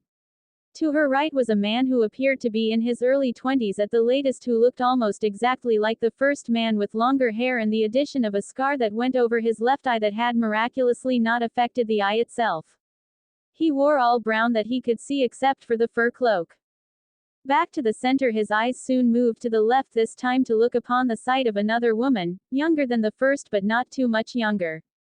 This one, however, was thicker with more pronounced curves to her figure and an obviously bigger swell to her chest. Unlike the rest, she had brown hair and gray eyes. She wore a pair of black pants and a brown leather coat over which was her own fur cloak, and at her side the hilt of a sword could be seen. Finally, to her left was another man with long red hair and a full beard with blue eyes. He wore a pair of gray pants and a black coat over which was his own fur cloak. Of course he could understand the need for the cloaks, as the weather here was much colder and possessed a greater bite than he had ever felt. Honestly, he didn't know how Naruto could handle it in what he was wearing, but figured it had something to do with his powers. "Lord Naruto," greeted the man in the center, bowing his head slightly. The formal greeting was rather strange with the cheeky smile the man sported. The greeting, however, was quickly repeated by all of the others, with the exception of the brown-haired woman, who merely cocked her head to the side and winked. "Niklas, I'd like you to meet Robb Stark, the Wolf King." The title caused Klaus's eyes to widen in surprise. The Wolf King had been a figure of legend even when he had been a child, a legendary warrior who was said to have reclaimed his kingdom from the brink of destruction and led it to heights never seen before or since. To his right are his sister Sansa and his youngest brother Rickon. Both of them greeted him with nods of the head before his attention was pulled away. To the left are his other Bran, and the cheeky one is his youngest sister Arya. Bran gave a nod while Arya simply winked. "This is the original pack. Thank you for this, my friend," said Robb, reaching his hand out, which Naruto soon clasped at the forearm. "None are necessary," said Naruto before the two broke, and Naruto turned his attention back to Klaus. "You've got a lot to learn, brat. As such, you'll be staying here until they feel you are ready. Mind your teachers," said the blonde with a smirk before vanishing in orbs of light. For Naruto, if there was any method of travel that he could honestly say he loved, it was flying. It wasn't the fastest method at his disposal, as he knew several types of teleportation. As Thor, he had lightning teleportation, and Poseidon had water teleportation. He could orb, and then he could still use the Hiraishin no Jutsu. He knew even to this day that his father still preferred the Hiraishin no Jutsu while he used orbing mostly, as it was something Hinata had created and taught him. Teleportation for him though was something to use as it was economical, taking less time to move from place to place. However, flight was something that he had earned, learning in the time period between the Fourth Shinobi War and the time he had become Hokage. Unlike other forms of travel, however, flying gave him a sense of freedom and pleasure that nothing could match. In the air there was no struggle, no scheming, plotting or distraction of any kind. It was just him in his element with none of the excess baggage that even an immoral life placed on him. Eventually his mind cleared, and after lapping the planet a few times he found himself settling down behind the boarding house. "Naruto. Thank God you're back," came an exclamation from the house. Turning towards it he saw a frantic-looking Rose approaching, and just like that he felt his sense of peace abandon him. Not long later he found himself standing at Damon's bedside. Looking upon him revealed a sorry sight, as Damon was pale, and seemingly covered in sweat. Apparently while rescuing Rose he had been bitten by a partially transformed Tyler. While he seemed fine initially, over time he had steadily gotten worse until he had reached his current condition. Still, for all of that, Damon was incredibly lucky, as he would have only lasted a handful of hours at most if an older werewolf had bitten him. Tyler by contrast was not only extremely young, having not even experienced 5 full moons yet, but had once again only been partially transformed. "Where's Stefan?" questioned Naruto, frowning. "He went to see Bonnie, to see if there's a cure," said Rose. "The witches won't help. Damon hasn't made any friends among that community, and his actions of the last century wouldn't help his case," said Naruto in return. "But you could help him," said the woman. I've slowed time around him, or rather slowed his body's perception of it. Unfortunately I can only slow down the speed that the venom spreads. There is only one cure for this," said Naruto, frowning. Stefan Salvatore was a rather complex person. At 145 years old, still rather young for a vampire, he was something of a tragic character.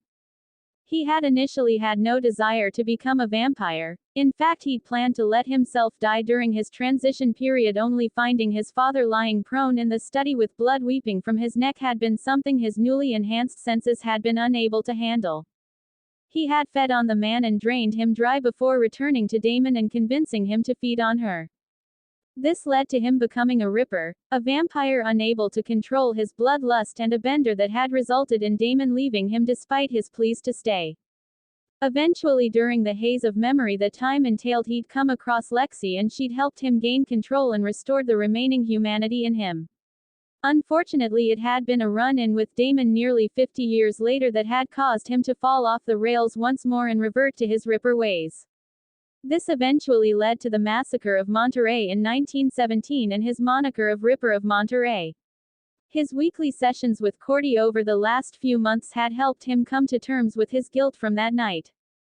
While that wasn't to say he was over it by any means, just that he'd come to terms with what was at the root of all of his issues. At the same time, he'd come to terms with the fact that over the years Damon had made his own choices, and truthfully he could have simply removed his ring and welcomed the sunlight at any time, and had chosen not to.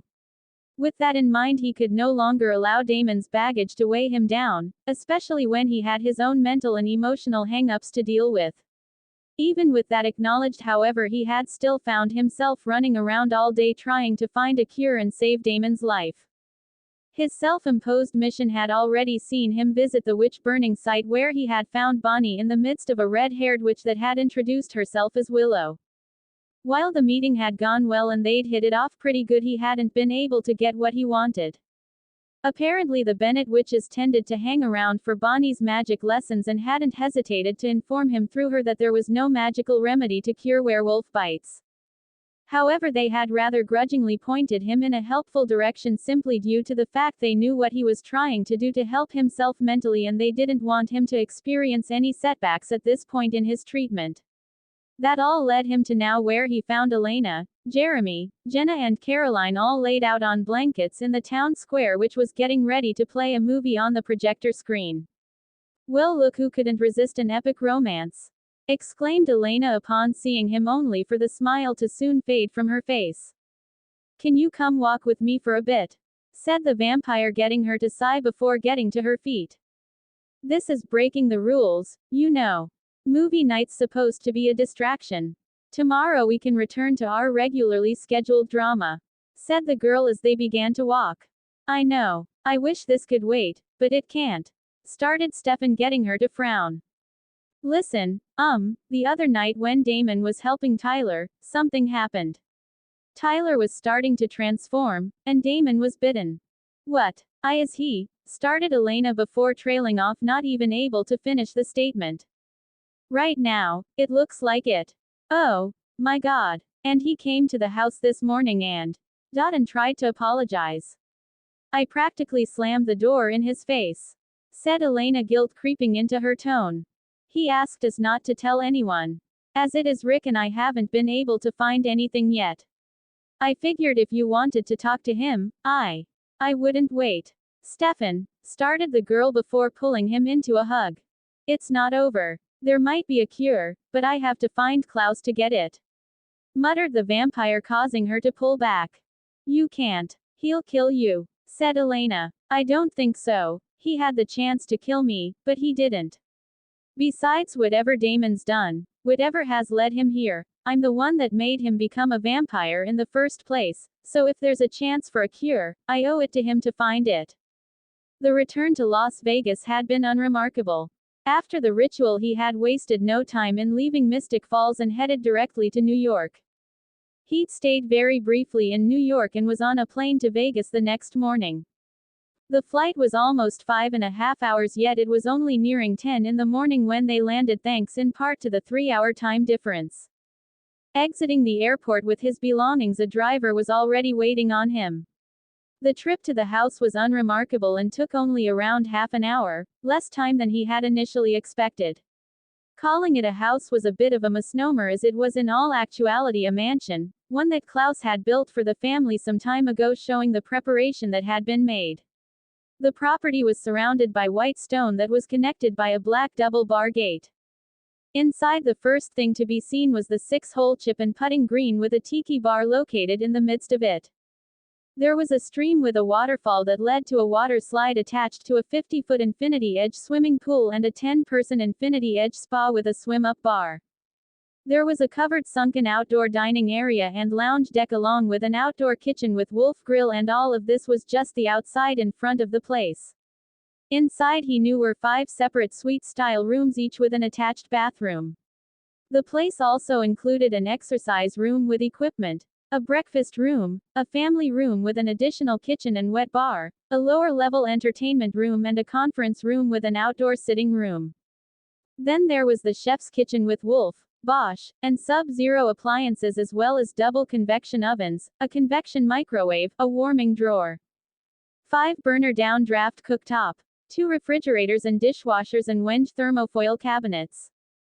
The place boasted floor-to-ceiling windows, a color-changing linear fireplace, along with color-changing light effects for interior walls, sleek light fixtures, and tile floors. Finally, there was the 100-bottle wine refrigerator, custom Italian furniture, an interior elevator, original commissioned artworks. There was a security system which included a PTZ camera system and infrared perimeter sensors, the whole home automation system, and a 10-car garage. He had only barely stepped out of the limo and cleared the driveway when he spotted people seated in the outdoor dining area. Of the figures, all of them were women, only one of which was his sister, another was Amelia, and another was soon introduced as Celine. The 3 were all in sundresses, and it was rather obvious that Celine was rather uncomfortable with it. As they were speaking, both Finn and Cole emerged from the house, each looking decidedly more comfortable than he felt, and thus he decided he was in desperate need of a change of clothing. A change of clothes found him returning, now wearing a pair of white pants and a light blue dress shirt with the top buttons remaining undone. So Elijah, I take it things worked out well in Mystic Falls, said Finn almost as soon as he was seated. Indeed, the curse has been broken and loss of life was minimized, said Elijah.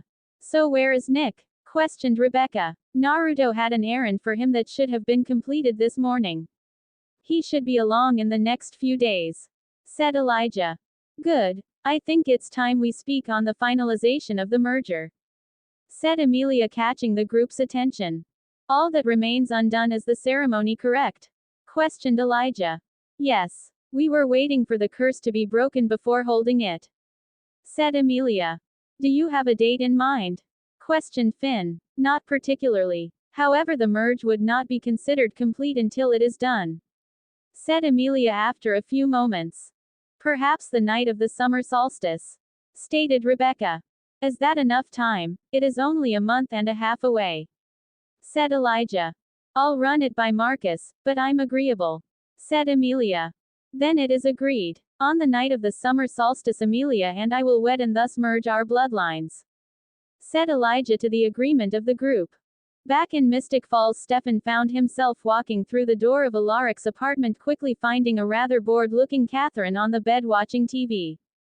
Hello, Catherine, spoke the vampire, catching her attention before stepping into the room. 2 days, I've been waiting. I'm supposed to be free of Klaus' compulsion by now. What the hell is going on? There were a few complications, said Stefan before he found himself pushed out of the room and pinned to the hallway wall with a hand to his chest. Complications? Questioned the woman, anger beginning to leak into her voice. Doesn't really matter. I just need to find Klaus. Do you have any idea where he might be? You can try looking behind you, came a voice, causing them to turn to find Klaus standing just inside the door, causing Catherine to release Stefan. Well, you certainly took your time coming back. Can I go now? Spoke Catherine, her impatience starting to show, only to be ignored as his attention was on Stefan. So now that you've found me, what is it you want? Said Klaus. I need your help. For my brother, said Stefan, giving Catherine a slight pause.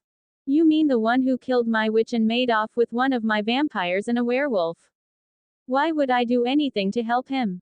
Questioned Klaus, moving into the room and into the closet. Still, whatever it is, it's going to have to wait a tick. I have other matters to attend to, said Klaus. Unfortunately, I don't have a lot of time left, said Stefan before he found himself pinned to the wall by a hand to his throat just before a dagger was driven into him, causing him to buckle forward with a groan only to be caught by Klaus. Do you feel that? It's scraping against your heart. The slightest little movement and you're dead, said Klaus, his speech slow and soft, adding a bit of menace to the words. Klaus, he's just trying to help his brother, said Catherine slowly. The witches said you had a cure for werewolf venom. Make me a deal, for old time's sake, said Stefan, causing Klaus to withdraw the dagger, allowing him to fall to the floor. How long have you remembered? Questioned Klaus. A few months. Naruto unlocked my memories, said I needed to come to terms with everything if I was going to ever overcome my issues, said Stefan.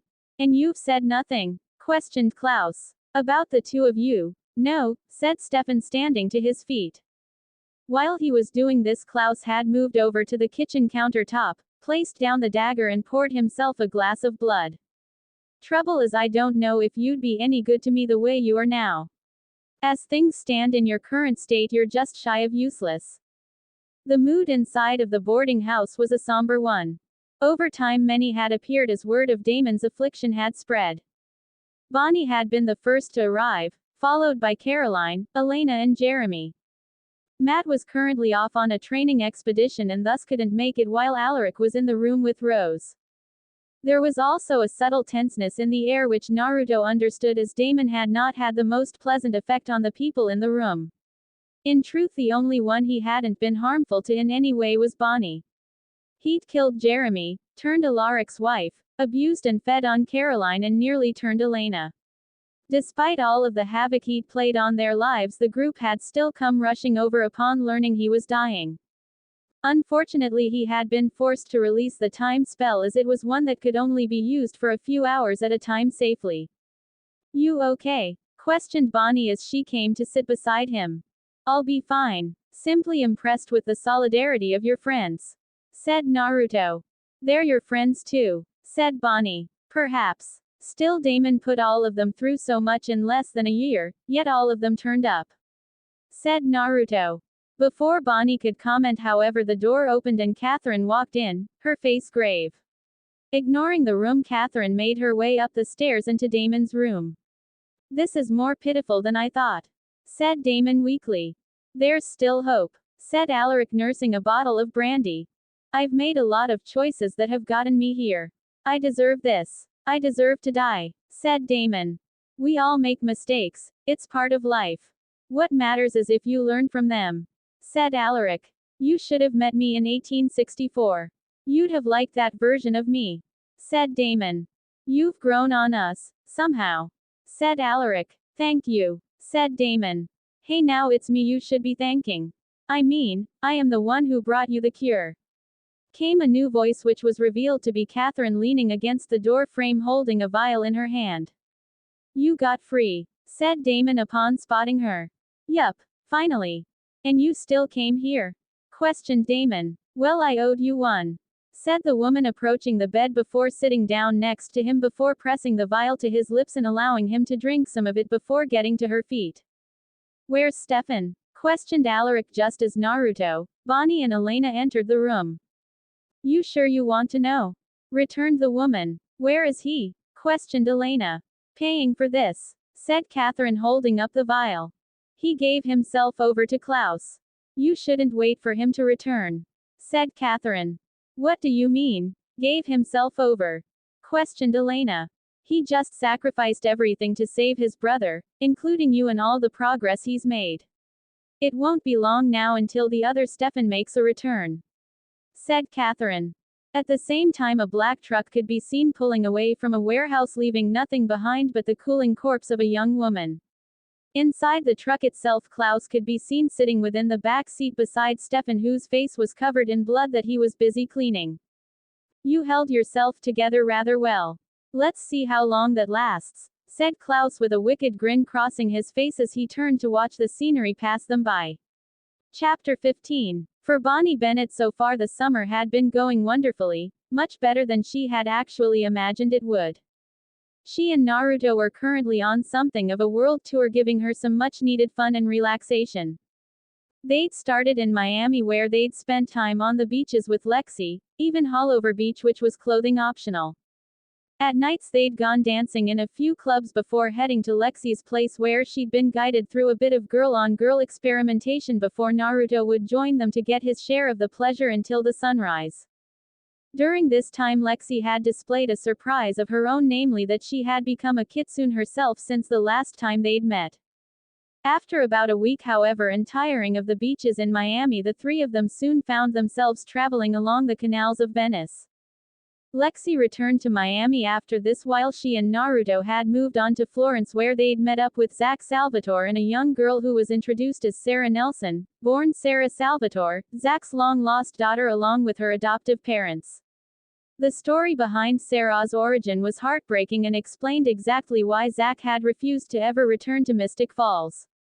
Naruto had apparently arranged for the family to meet Zach earlier in the year, and after everything had been explained, Sarah had decided she would give Zach a chance, which explained why the family was currently staying in the villa. Of course, she'd been sworn to secrecy, and Naruto had taught her a way to magically lock the knowledge in her mind so that even compulsion couldn't get her to speak about it. Unfortunately, they'd been forced to briefly return to Mystic Falls due to an emergency which had kept them there for about 2 days before they'd finally come back to continue their vacation. Leaving Florence, they'd traveled by road to what was previously the Villa Auditore, now called the Villa Uzumaki, in the town of Monteriggioni. There she had been introduced to a number of people, not the least of whom was Naruto's eldest daughter, Himawari.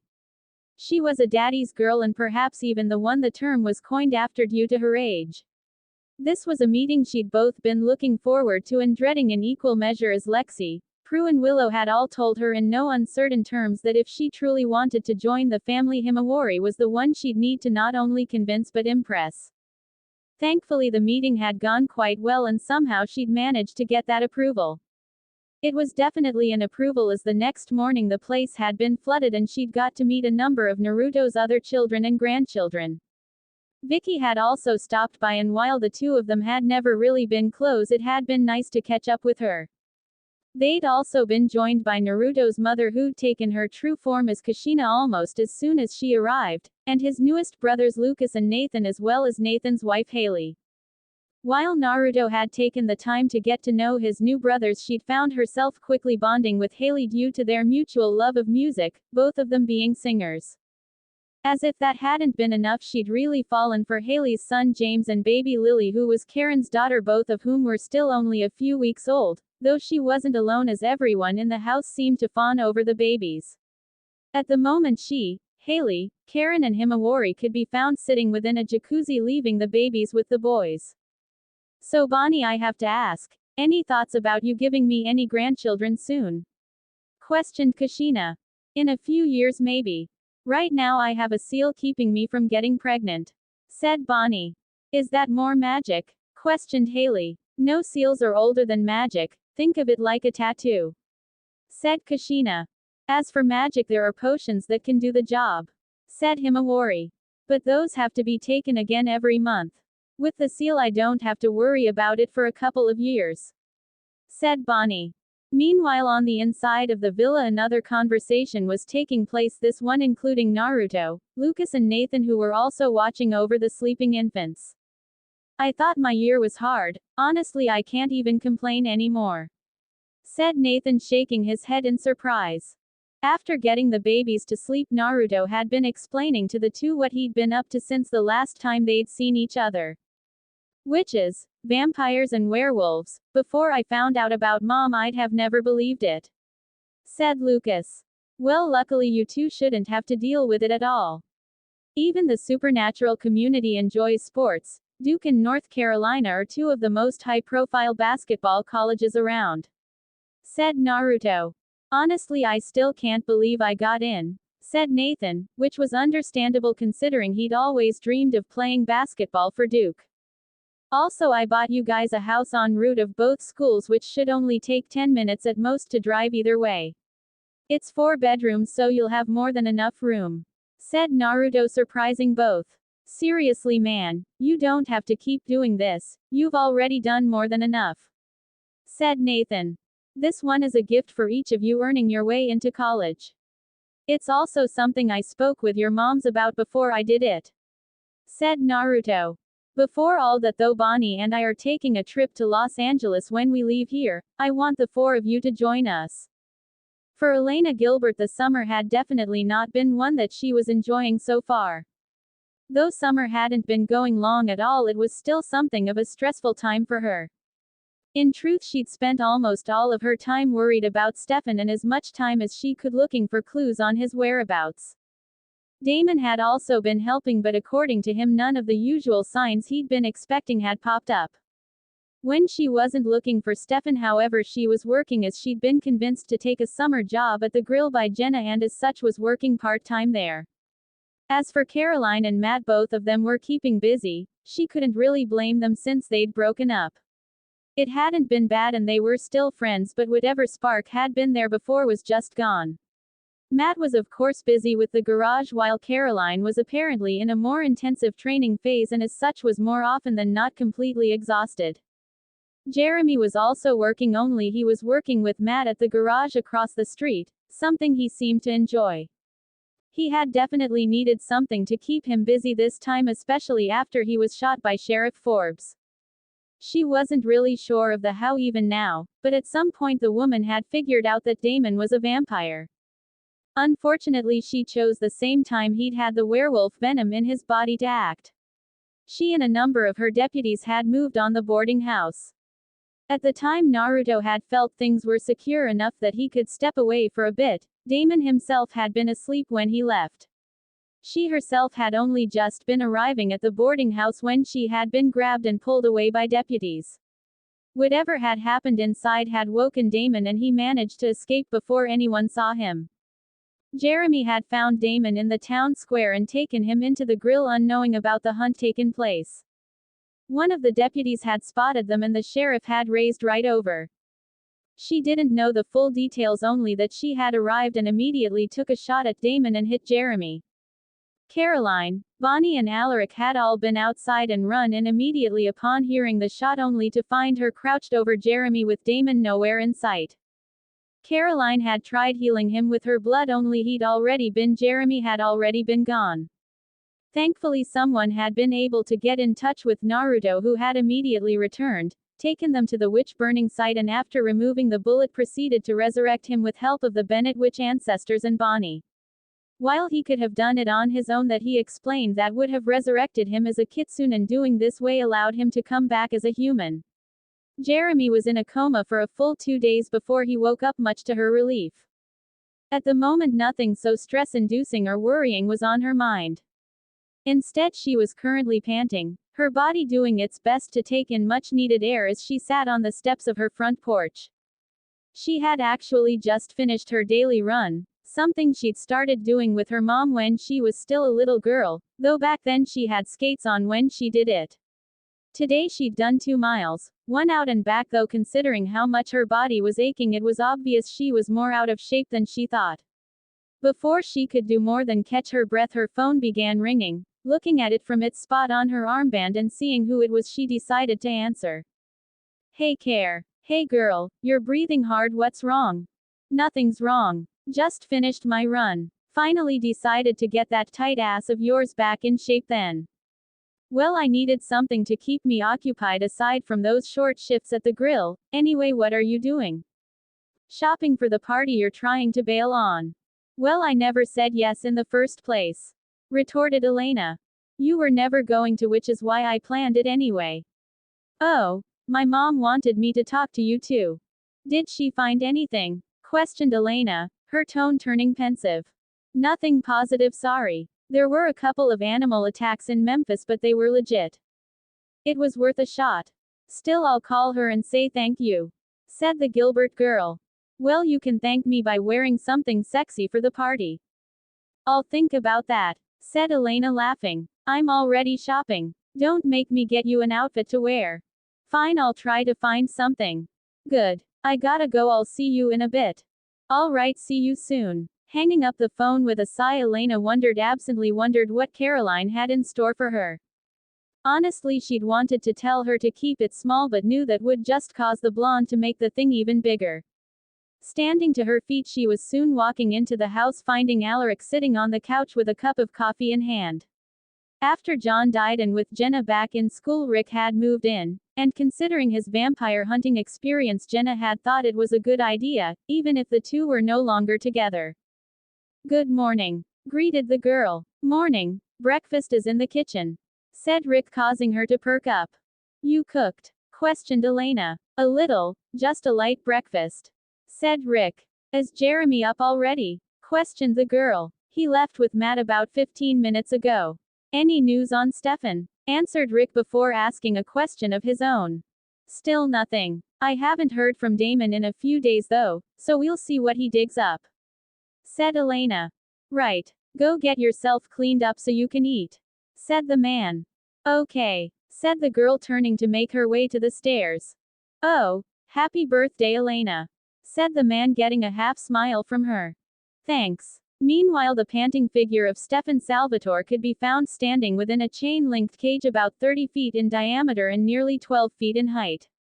Stefan himself had undergone a bit of a change over the last few weeks as he'd put on several pounds and his once skinny frame was beginning to bulk up as muscle tone came in.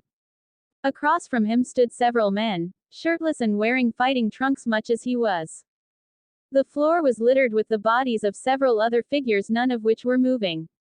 Turning his head to his left, he spat out a mouthful of blood. In the next instance, he was leaning back, just barely dodging a right hook before spinning off behind his attacker, kicking him in the left, causing him to collapse to a knee and proceeding to break his neck. As the other men moved in outside of the ring, a pair of figures watched it all, one in amusement and the other with a neutral expression and serious eyes. These figures were none other than Niklas Mikhailson and the death dealer Celine. She was dressed well for the heat of a Las Vegas summer in a light blue tank top and a pair of brown shorts. Impressive. I didn't think he could become this good in so little time, said Klaus. It's the benefit of death dealer training. Every move is one that is meant to end the fight as quickly as possible. One wrong move with a lichen and you're dead, said Celine, not taking her eyes from the fighters. Even still, those men are some of the best Las Vegas has to offer. None of them under the age of 300. Stefan isn't even 200, and despite being slower and weaker, he's still winning. As far as demonstrations goes, this says much about what you can offer, said Klaus. This is but one aspect. Death dealers are trained in not just hand-to-hand but armed combat as well. We are the elite forces of the vampire race, a military task force, explained the woman. And how many death dealers are there? Questioned Klaus, causing her to frown. At this point, including Lady Amelia and myself, 100. He's still going. Impressive. Came a new voice. Looking towards it, the two were greeted to the sight of Cole Michelson taking a seat just behind them. Of course, neither had been surprised, as due to their enhanced senses they'd long heard him coming. However, it was always better to know exactly who was behind you.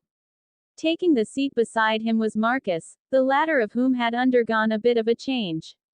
His red hair, once worn past his shoulders, had been cut short into a fade with short curls accompanied by a short beard that connected to his mustache. So that's Stefan. I must admit he doesn't look like much, stated Marcus. You should have seen him when we arrived. Skin and bones, that one, said Klaus. Speaking truthfully, we could all do with some body refinement. We're rather plain compared to the men of this century, said Cole. My father mentioned that earlier. He says he'll be sending some trainers to work with us. We're not to eat or threaten them in any way, said Marcus. For what need? We are amongst the most powerful in the world, said Klaus. Yet we are not unstoppable. I think if he's reaching out to us this way, we may want to take him up on the offer, said Marcus. Klaus said nothing to this, merely turning his attention back to the cage as 10 more people entered and Stefan stood from his seated position as they prepared to start again. A few hours later found Klaus walking down a hall within the Bellagio Hotel beside Naruto, or rather a clone of him. At the moment the two of them were heading for a meeting, one he'd been looking forward to for some time. This meeting had been something that Naruto had helped him plan after their first meeting in Las Vegas months back. To be honest, he was glad for his mentor's help, as his original plan would have taken much more time and most likely would not have yielded results as positive as this could be. Coming to the doors of the conference room they'd rented for the occasion, Klaus paused for a moment to take in a breath before opening the door and stepping in. Once inside, they found that many people had already arrived and they were amongst the last to arrive. However, considering he'd planned to be the last, he was unbothered by this. Looking around, he could see many a wary eye was already focused on him and on another person. This he assumed to be William Corvinus, as he looked almost exactly like Marcus, though there were some differences. As he was standing, it was clear to see that this man was about the same height. His hair, while red, had the sides cut short while the top was longer and slicked back, and he had a short full beard. Sitting just behind him and to the side was who he guessed was Michael Corvin, though he'd cut his hair into a bald fade and had a slim-styled goatee that he was obviously going to be growing into a beard from the stubble he could see was growing in. They were joined at the table by 14 other people, one who sat at the table and one who, like Michael, sat behind and to the side. These people he recognized as the alphas of the 7 major werewolf packs and their betas. Thank you all for coming, said Klaus as he took his seat, getting wary nods all around. Before we begin, I must ask if anyone has heard from the Crescents. I sent word of this meeting to them, but there was no response, said Klaus. We were just speaking of them. It seems a witch cursed them about 2 decades ago. As it is, they are now forced to spend much of their lives in wolf form and only take on their human form on the night of the full moon. The person who spoke was a woman from whose profile Klaus recognized as Ruby, the alpha of the Poldark pack. She had short-cut brown hair and light green eyes, and her arms were bare, showing they were covered by tattoos. Very well. I guess we may as well get started then. My name is Klaus Michelson, said Klaus. You're the hybrid, aren't you? Said another, this one a male with long, somewhat curly brown hair and a full beard that ended at the top of his chest. He was quite muscular, and with his skin tone and structure was most likely of Samoan descent, that he recognized as Leon, the alpha of the Deepwater pack. Indeed I am, the original hybrid. Across from me is William Corvinus, and he is the original of his particular breed of werewolf, said Klaus, and William said nothing, merely nodded his head at the inquiring eyes that turned his way. A different breed? Questioned another female, this one with obviously dyed blonde hair and hazel brown eyes, Anna of the Paxson pack. Yes, said Naruto, bringing the room's attention to himself. Whereas you all received your wolf forms as a result of your ancestors being cursed, William became one due to his unique genetic structure he inherited known as the Corvinus strain. Said Naruto calmly. To make a long short, I was bitten by a rabid wolf when I was young, and due several factors in my biology I mutated into what was the first werewolf. Said William. William as a werewolf is better in every category than you all, save one. When he first transformed he was unable to return to his human form and spent nearly 1,500 years in his wolf form. Explained Naruto. Wait, you're immortal? Questioned another of the females present. To a point. Immortality comes in levels. I for instance was born immortal. I stopped aging before I bitten. That said, I can still be killed. Very few have reached a level of absolute immortality. Said William. True enough. William and I are both immortal, and while possible it would be damned hard to kill either one of us. That said, both of us have complete control of our transformations, thus we come to you with an offer. Freedom, no longer will you have to suffer under the weight of the curse as you do. While we cannot make you pure human, we offer you this instead, the ability to choose when to turn by your own will with nothing else able to force you to do so. Said Klaus. Hours later in the town of Mystic Falls, Virginia, the 18th birthday party for Elena Gilbert was in full swing. Elena herself was actually enjoying herself with a drink in hand as she danced with her friends. The party itself was being held at the savageThor boarding house, something Damon had agreed to with Caroline before she'd even known about it. She wore a white dress that went to about her mid-thigh with a pair of matching heels, while her hair hung down and was curled just slightly at the ends. She had been shockingly surprised to receive a call from Stefan earlier in the day, who explained that he was fine and hadn't really hurt anyone, and that while he couldn't tell her where he was, Klaus was letting him call for her birthday. While the call hadn't been nearly long enough, it had done wonders for her mental state just to know that he was alright, and he wanted her to just take the night for herself and have fun, be a teenager for once. Of course, despite her plea to keep it small, Caroline had gone overboard with her invites, but she couldn't really be mad about it because it was Caroline. She'd known what she was getting into from the start. Caroline herself wore a dark blue dress at the same length and was right there with her in the midst of the crowd, though she was dancing more with her than with anyone else tonight. In another section of the floor, Jeremy was sitting on a couch having just finished rolling up a joint when Matt sat down beside him. Where did you get that? Questioned the quarterback. Henry in the kitchen sold me a dime. Said Jeremy. What's with the brown paper? Questioned Matt. Blunt wrap. Burns slower than cig papers. Answered Jeremy as he sealed it. So what's got you on your downward spiral? I'm pretty sure it's more interesting than mine. Said Matt, taking the blunt and lighting it. Nothing major. Just need to calm my nerves. Said Jeremy as Matt took a slow drag before releasing it. Seriously, that's it? Questioned Matt, surprised. It's the crowd. I haven't really done well in crowded or loud places since I got shot. Said Jeremy, accepting the blunt and taking a drag himself. And this place has a lot of both. Said Matt, getting a nod from Jeremy, who released his breath, freeing the smoke from his lungs. Naruto healed me before they brought me back, so I don't have to deal with any pain or anything. Mentally though, I just need time to recover. Said Jeremy. I get that. Said Matt, accepting it back. Meanwhile, Elena and Caroline, who had been on their way over, had stopped at the blonde's direction. As a kitsune, Caroline's hearing was incredibly sensitive, much more than any vampire or werewolf could boast of. As such, despite the noise of the party, Caroline had been able to make out the sound of the conversation the two boys were having, and frowning, changed direction, heading towards the front door. Out on the porch they found the trio of Damon, Rose and Alaric. I'm every parent's worst nightmare. The chaperone teacher from hell. Mused Alaric, taking a swing from a flask before passing it over to Damon. I always rather preferred college life myself. Said Damon, passing the flask to Rose. You went to college? Questioned Caroline in surprise. Multiple times. NYU, University of Miami, UCLA, hell, I've even gone to MIT. Said Damon. Seriously, you never struck me as the studious type. Said Elena. It may surprise you to know I was once young and naive as well. Said the vampire. What about you guys? Any plans? Questioned Rose. Well, we're thinking about staying in state, said Elena.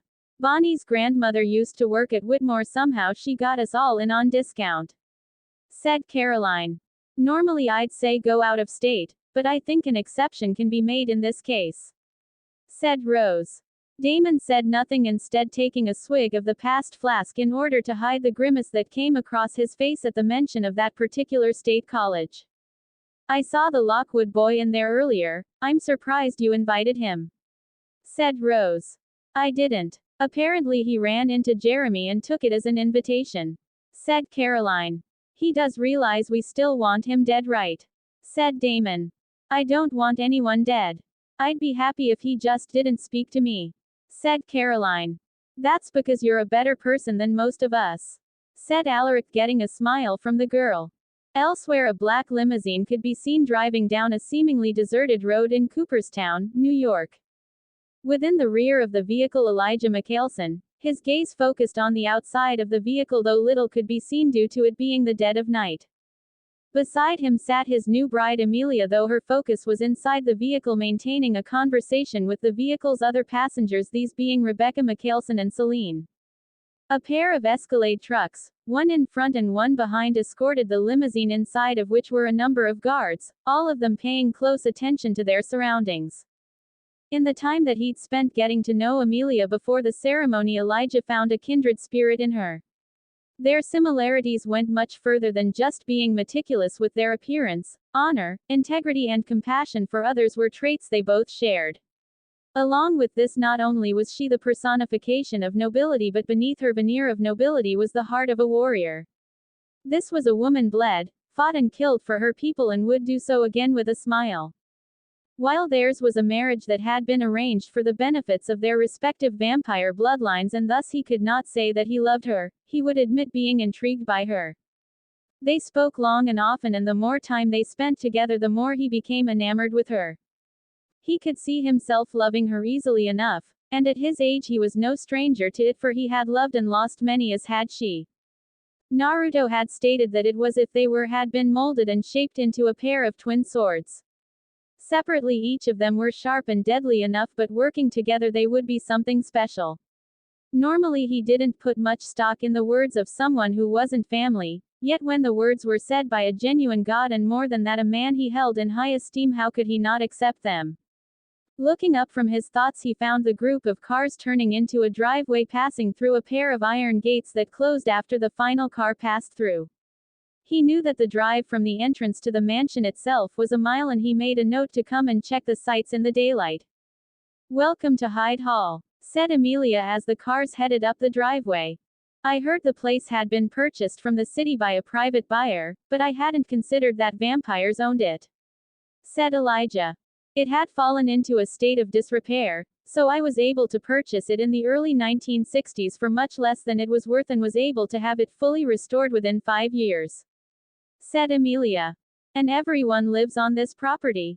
Asked Rebecca. Yes, it makes it easier to control everything if everyone was in one property, so we built the covens this way, answered Amelia.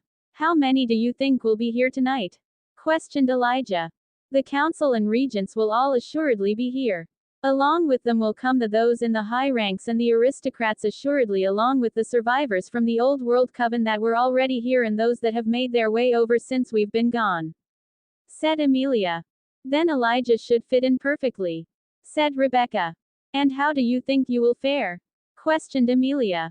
I'll be fine if things are as you and Celine have told me. It should be easy enough to mingle amongst them, said Rebecca. Don't bother. The aristocrats are useless sycophants. Once they realize you are of equal status with Marcus and Amelia, they'll fall over themselves to get in your good graces, said Celine. Of course they will. It's politics. Victor is dead, and our family brings with it a shift in the power dynamics. They'll try to feel us out and see which way we lean on topics of conversation, and if not that, at least try to get a reading on our personalities and how we think, said Elijah. Courtly intrigue was always your forte, Elijah. Honestly, I don't know how you could stomach all of that double talk, said Rebecca. Any further conversation was put to a halt as the car came to a stop in front of the mansion where they could see many more were already parked. In no time the door was opened and Elijah was stepping out and to the side placing his hand out for Amelia to grasp before she herself emerged garbed in a deep red dress with a V-neck and hugged her waist and loosened as it traveled down her legs. Her hair was held in bun at the back of her head allowing her electric yellow eyes to be seen. The next to emerge was Rebecca. She wore a strapless purple dress and her blonde hair was down though was curled softly near the ends. Finally emerged Celine, who was easily the most uncomfortable of the three, wearing a black dress with a single sleeve. Her brown hair had grown and was now hanging just past her shoulders.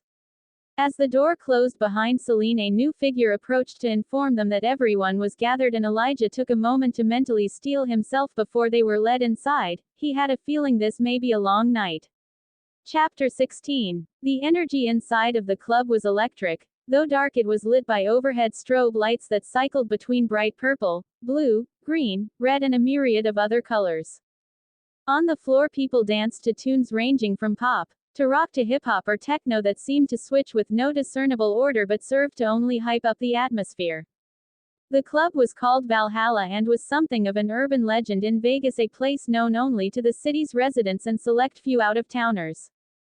Celebrities could often be seen dotted around the place enjoying the revelry with complete freedom as they all knew nothing would be reported or repeated that happened within. It was thus both the hottest club in Vegas and the hardest to find. It consisted of 3 levels. The ground level, which was free to anyone, a second level where the supernatural elements were free to dwell and revel amongst themselves so long as no one was seriously hurt or killed. The third level was a business level where a single office could be found, within which the club's owner could look down and take in the sights. Tonight the guests included a rather exclusive group: the Michelson, William and Marcus Corvinus, Celine, Michael Corbin and Stefan Salvatore. They sat in the VIP section on the second level, all of them enjoying themselves. The guests of honor were the newlywed Elijah and Amelia Michelson, who had married only a few weeks ago on the night of the new moon, which was August 10, 2010. It was now Friday the 27th and the group would soon disband to go their separate ways. For Elijah and Amelia that meant a honeymoon, and they would be on a flight to the Bahamas in the morning where Naruto was allowing them the use of his home on the island for a month. The group had all been celebrating, allowing themselves to cut loose and enjoy the night, even Finn and Stefan relaxing. The only one not present was Klaus, though that was because he'd stepped away not 5 minutes earlier. The attention of the group, along with everyone else, was soon called to the stage as the music stopped and a woman appeared under a spotlight. "Ladies and gentlemen, we have a treat for you tonight. After a few years away, an old friend has made an appearance and will be performing an old favorite. Welcome to the stage, Alistair Bardolph." With that, the woman walked off the stage and the spotlight disappeared, engulfing the stage in darkness for several moments before it lit up, showing a full band already in place, and standing center stage was a rather familiar face. "Nick!" exclaimed Rebecca in surprise. Stefan, along with a few others in the group, hurriedly whipped out his phone and hit record just as the band began to play, with Klaus whispering into the microphone before transitioning to actual singing. Song: Judas by Fozzy. I'm Become, I'm Become, I'm Becoming. I'm Become, I'm Become, I'm Becoming. You are beautiful on the inside. You are innocence personified. And I will drag you down and sell you out. Run away. I am cold like December snow. I have carved out this soul made of stone. And I will drag you down and sell you out. Embraced by the darkness, I'm losing the light. Encircled by demons, I fight. What have I become? Now that I've betrayed everyone I've ever loved, I pushed them all away. And I have been a slave to the Judas in my mind. Is there something left for me to save in the wreckage of my life? My life. I'm Become, I'm Become, I'm Becoming. I'm Become, I'm Become, I'm Becoming. Judas in my mind. I'm Become, I'm Become, I'm Becoming. I'm Become, I'm Become, I'm Becoming. Judas in my mind. Judas in my mind. Oh, this guilt is a heavy cross. There is blood on the path I walk. And each step I take is haunting me. Embraced by the darkness, I'm losing the light. Encircled by demons, I fight. What have I become? Now that I've betrayed everyone I've ever loved, I pushed them all away. And I have been a slave to the Judas in my mind. Is there something left of me to save in the wreckage of my life? My life. I'm becoming. I'm becoming. I'm becoming. I'm becoming. Judas in my mind. I'm becoming. I'm becoming. I'm becoming. Judas in my mind. Judas in my mind. Judas in my mind. What have I become? Now that I've betrayed everyone I've ever loved, I pushed them all away. And I have been a slave to the Judas in my mind. Is there something left of me to save in the wreckage of my life? My life. I'm becoming. I'm becoming. I'm becoming. I'm becoming. Judas in my mind. I'm becoming. I'm becoming. I'm becoming. Judas in my mind. Judas in my mind. As they watched his performance, they could only look on in stunned surprise as the chorus was actually taken up by the crowd, only added more energy to the song. The second the chorus was over, the crowd went almost silent, allowing him to sing on his own before picking right back up as if they'd never stopped it. By the time it was over, Klaus was clearly sweating and the crowd was cheering for him, no one louder than Rebecca, though she did at least hold back from calling his name. Of course, those that recorded it made sure the performance was properly saved before tucking their phones away, though the video would no doubt be shared amongst the group later. It would be all they would record all night, as the club had a rather strict camera rule: only the stage could be recorded and only during a musical performance. Anything else they tried to record or take a picture of would show only an error message. Elijah, while proud of his brother, couldn't help but see a deeper meaning in the song. After all, Judas was most well known for betrayal and Klaus had a very bloody history. He'd definitely have to speak with his brother before he left. Elena Gilbert woke slowly, awareness coming to her no matter how hard she tried to fight it off. With the summer just about over, her time working at the grill had ended 2 weeks prior. She had thus spent her free time with Caroline, who had insisted the last few weeks of summer would be fun. As if the thought of her was what was needed, her eyes finally opened to be greeted by the sight of the blonde vixen who was standing over her, her hand on her shoulder, showing she was the reason she was now awake. "What is it?" questioned Elena sleepily. "Get up. We have to pick up Bonnie," said the girl with far too much energy for this time of the morning. As her eyes finally adjusted, she found Caroline was only in her underwear, a lacy pair of dark green panties with a matching bra. She took a moment to admire the other girl, from her long smooth legs, the small curve of her ass that had just enough meat on it to jiggle, her flat stomach with six-pack abs and large C-cup breasts that sat proudly on her chest as if on display. "Stop checking me out and get up," said Caroline, turning away from her and reaching for a skirt that was hanging from a closet door. "How long have you been up?" questioned Elena. "About 30 minutes or so, just long enough to grab a shower," came the answer as Caroline slipped into the skirt. Sighing, Elena pushed the sheets off of her, revealing she'd been naked beneath the sheets. Unbothered by her state of undress, Elena moved over to a bag and retrieved her underclothes in a toiletry bag. "Good idea about the hotel. If you'd woke me up any earlier, I'd have been mad," said Elena, making her way to the bathroom only to get popped on her butt as she passed Caroline. "Hey!" exclaimed the girl in surprise. "Don't act like you don't like it," said Caroline, getting a huff from the Gilbert girl. "It's too early for this," said Elena before walking into the bathroom and closing the door. Nearly 45 minutes later, both girls were fully dressed, Caroline in a white top that left her midriff exposed and a green and white skirt, while Elena wore a blue and white sundress. They didn't bother taking their bags as they still had the room for another night, though they did make sure all of their things were put away and nothing that was considered expensive or worth stealing was left out. Leaving the room, they were soon standing outside waiting for Caroline's car in the hotel's valet. Caroline actually drove a 2006 Dodge Charger, which was better for the trip than the Mini Cooper that Jenna was letting Elena use. Nearly 20 minutes later, they were sitting in the arriving flights section of the airport waiting for Bonnie, who they knew had already landed. Thankfully, the section they were in was reserved for the private flights, so they didn't have to worry about moving like they would in the public access area. "So do you think you and Stefan will get back together?" questioned Caroline. Honestly, I'm not sure. Don't get me wrong, I love Stefan, but I want kids someday, said Elena. Well, you can always talk to Bonnie, see about joining Naruto's harem, said Caroline with a smirk. I don't know care. Honestly, I feel like a big enough slut as it is between Matt and Stefan, said Elena frowning. Elena, you've slept with 3 people in your entire life. You didn't even know Matt and Stefan were related, and on top of that they're not even blood related, said Caroline. That's true, I guess. What about you? Honestly, I might join the harem too. I mean, I'm still Naruto's apprentice, so it's not like we don't already spend time together. Plus, if you join, I don't have to give up that pussy, said Caroline, getting Elena to pop her playfully on her leg. Do you think Bonnie would mind? Me and you, I mean.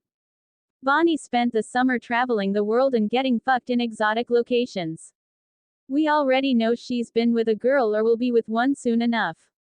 If she gets mad we spent the summer licking on each other, it just verifies she wants some too, as far as I'm concerned, said Caroline.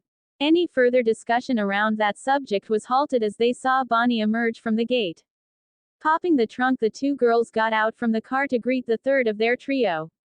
Bonnie was practically glowing as she approached, a single large roller bag in her hand. She was wearing a pair of light blue jeans that looked as if they had been painted on her and a white shirt with a white hat. As she neared them, she released her bag and the 3 girls were soon in a huge group hug. I missed you two so much, said Bonnie, squeezing them hard. You had better. We've never spent so long apart, said Caroline before they broke the hug. Moving over to her bag, Caroline was surprised how light it was considering the girl had been gone the entire summer, and voiced as much. That bag is special. I put a couple of charms on it before we left, space expansion charms and a featherweight charm to be exact, explained Bonnie. What do those do exactly? Questioned Elena. The space expansion makes it bigger on the inside than on the outside, and the featherweight reduces the weight so that it's always light no matter how much is in it, explained Bonnie. I seriously need to learn some magic. There's got to be some benefit to this doppelganger thing than just looking like my however many times grandmother's twin, said Elena as they climbed into the car. All right, girl, let's hear it. I know you told us some things over the phone, but we need details now, said Caroline, getting a laugh from Bonnie. Well, as you know, we started in Miami. That first night we met up with Lexi and meanwhile, on the streets of Brooklyn, a blue Toyota Camry could be seen sitting in front of a large apartment complex. Within the car sat 2 people, both women that to most any eye would be considered beautiful. In the driver's seat was an Asian woman with straight brown hair that fell to her mid-back, with brown eyes and tan skin. Sitting in the passenger seat was a white girl, clearly younger, with brown hair and blue eyes, though green specks could be seen if you looked closely enough. Are you sure about this? Questioned the younger. Honestly, at this point I don't see much other choices, said the elder, frowning. We could keep doing things like we have been, said the younger. True, but how much longer until our luck runs out? As it is, your cover has nearly been blown at least 4 times, said the elder. You really think he has the resources though? He's provided my safe houses and weapons. If anyone has it, he does. Guess we have to hear him out then. I just think that you offered him a lot, said the younger with a sigh. Any further conversation on the matter was stopped as a figure emerged from the door of the complex. At the elder's nod, the 2 got out of the car and crossed the street. Nikita, called the man as they approached him, accepting a hug from the woman who before they pulled back.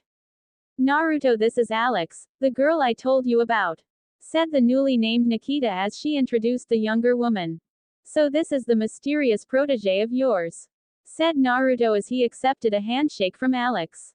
Nice to meet you. As she said this, she took a moment to look the man over. He was clearly older than her, though looked as if he was only in his late 20s at most, and was taller than the both of them. Asian, but was probably mixed considering his bright blonde hair and blue eyes, which she could tell was natural. Like them, he was dressed casually, jeans and a long-sleeve t-shirt, though the sleeves were rolled up. Right, let's head in. The cameras are playing yesterday's footage. Your tracker is being rerouted and we've got a double in your place, said Naruto, leading the women inside. He led them down into the basement before placing his hand against an area of the wall which opened to reveal an elevator. Surprised, the two women nevertheless followed Naruto inside before the doors closed behind them. As the doors opened, they were greeted by a sea of people moving this way and that. Many of the people they passed were dressed in suits consisting of dress shirt, pants and sports coat or vest, while many others were dressed in BDUs. As they moved through the hall, people passed them like it was entirely normal for them to see complete strangers enter the place. They were led over to a rail that showed they were standing above another floor with many more people moving about. When you said you had resources, I wasn't expecting anything like this, said Nikita, getting Naruto to smirk. Welcome to the Impossible Mission Force, or the IMF for short. Our agency is worldwide, and while not under any government, we work with all of them, with allies in many powerful positions. Walk with me, said the blonde. He led them over to a small conference room, motioning them to enter before following and closing the door. As he turned to face them, he found the two women already sitting, but rather than join them, he faced them and leaned back against the wall. Now, before we can go further, let's agree to terms, said Naruto. I thought we already had a deal, questioned Alex. We did, but that was for small aid. I'm offering to grant a place in the IMF and as such access to all of its many resources, explained Naruto. In exchange for what? This is worth much more than I could ever hope to pay back, said Nikita. I'll be honest, I've had people watching you, both of you. While raw, you've got potential, and we are always looking to add to our ranks. Personally, however, I have a weakness for powerful women, a holdover from my childhood. I'd like to help bring that potential out. While you two are strong and capable, there is still much you don't know and can learn. So in exchange for my resources and further training, I'd like you two to join my harem, said Naruto. What will we be learning? Questioned Alex before Nikita could speak. Whatever you want, but for starters, you'll get more fight training, stealth and infiltration training, and we'll teach you how to tap into and wield magic, said Naruto. Magic? Questioned Nikita with a raised eyebrow, only for Naruto to raise his hand and conjure blue flames, which he held quite easily despite the heat they could both feel. There is a lot the greater world doesn't know. Much of it we actively keep hidden, said the blonde before dismissing the flame. Of course I know division is Nikita's fight. For you, Alex, I have something a bit different, your old life. I will help you not only bring Alexandra Udinov back from the dead, but avenge your father's murder and get you the controlling shares of Zetrov, said Naruto. You can bring us back from the dead? Questioned Nikita while Alex was stunned. Easily. Your deaths were faked, and you were drafted into a government program where you were trained and helped bring down a terrorist organization, said Naruto. It's not even a lie, said Nikita, shaking her head. I'm in, said Alex, causing Nikita to look at her in surprise. I'd be your bitch just to avenge my father, everything else is just a bonus, said Alex. How many women are there?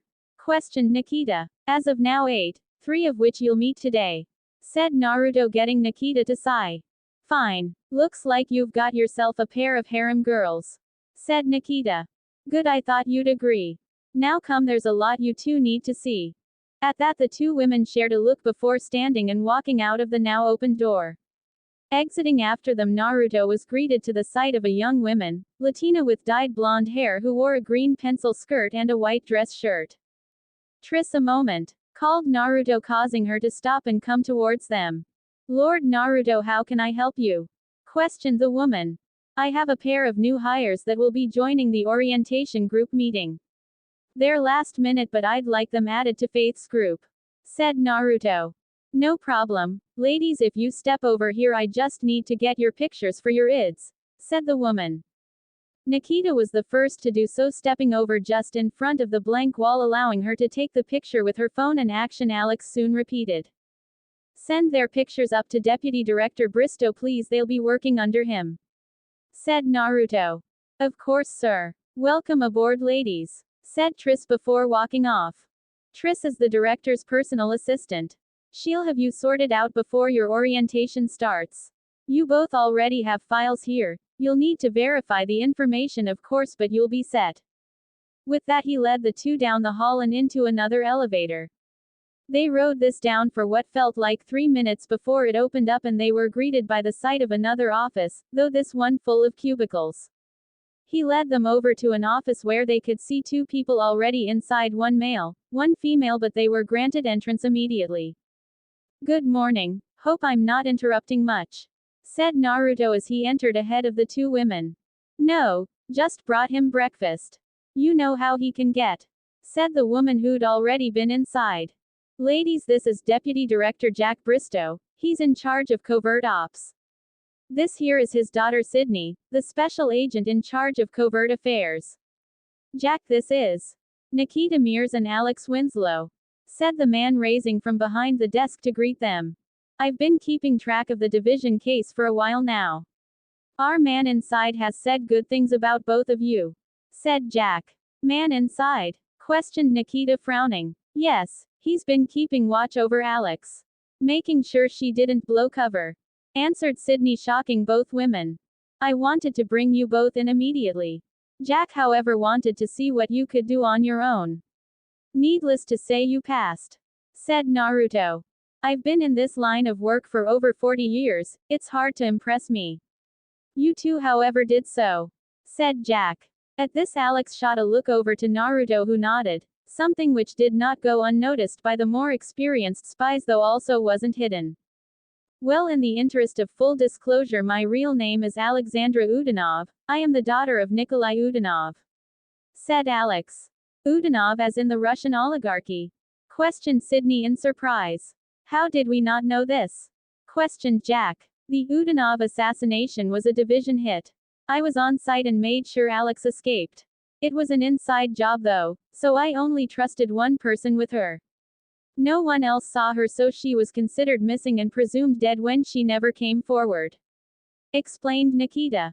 "I promised Alex she would get her answers and vengeance. I know you can do that the right way," said Naruto. "Of course," said Sydney, getting a smile from Naruto. "Well, I'll leave you do it. They'll be joining Faith's group for the orientation today," said Naruto before stepping out and closing the door behind him. Smirking to himself at all the mischief this group could cause, Naruto's from vanished in a flurry of orbs. For the people that called the small town of Mystic Falls, Virginia home, it wasn't long before the summer came to an end. For the young, that meant a return to the mediocrity that was school and classes. For one group, however, this was met with cheer as they were finally going into their senior year of high school. The return of Stefan Salvatore had been a surprise, as he'd told no one he was returning, but it had definitely been a pleasant surprise. The Stefan that had returned had been different, however. Finally fully comfortable in his own skin, he possessed a quiet confidence that exuded from him. He explained that this was a result of almost constant training and his continued therapy sessions that had enabled him to come to terms with his past. He'd always be a work in progress, but that was everybody, as every day was one of trials and progress. Lemon warning. For Naruto at the moment, none of that mattered. His focus was instead focused on the two women in his bed, these being Bonnie and Catherine.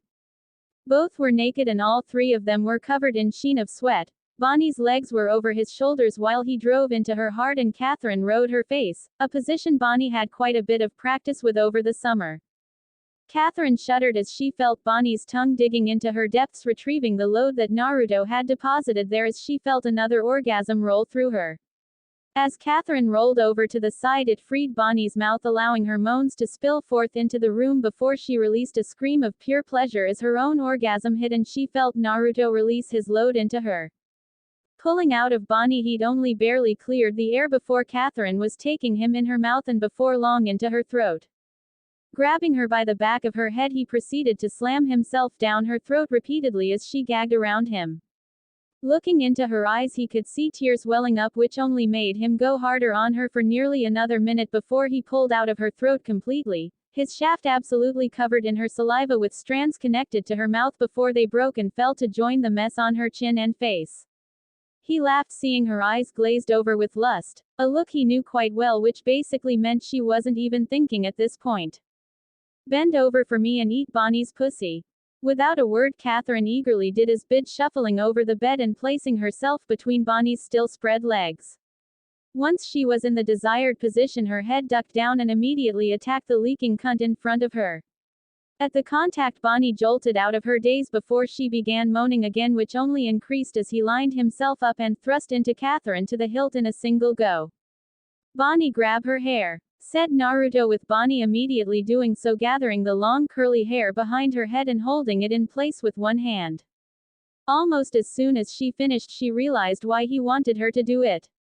Without makeup and her hair out of the way, she could easily see Elena in her place, and while she knew it was Catherine currently pleasing her, the thought that this could be Elena with her face in her cunt turned her on even more, to the point that she began grinding herself on Catherine's face at least before her tongue was replaced by a pair of fingers and her tongue found her clit. "Fuck yes. Just like that," exclaimed the Bennett witch. Ignoring Bonnie's cries, Naruto had grabbed hold of Catherine's hips and began to pound her viciously, the force of his thrusts only adding to what was happening to Bonnie. Raising his right hand, he brought it down sharply on Catherine's ass and was rewarded by her tightening around him. Now, knowing she liked being spanked, he rained down a few more blows to her ass, each one harder than the last, until her right cheek was bright red. The action had another effect of apparently bringing her back into awareness as she began throwing her ass back into his thrusts. As the sounds of Bonnie having another orgasm echoed through the room, he grabbed hold of Kat's hair and pulled her upright, wrapping one of his arms around her as he kept rutting into her, and her moans began to sound through the room. As she tilted her head back over, he planted a hard kiss on her lips as his free hand began toying with one of her breasts. "Is this what you wanted, bitch?" demanded the blonde.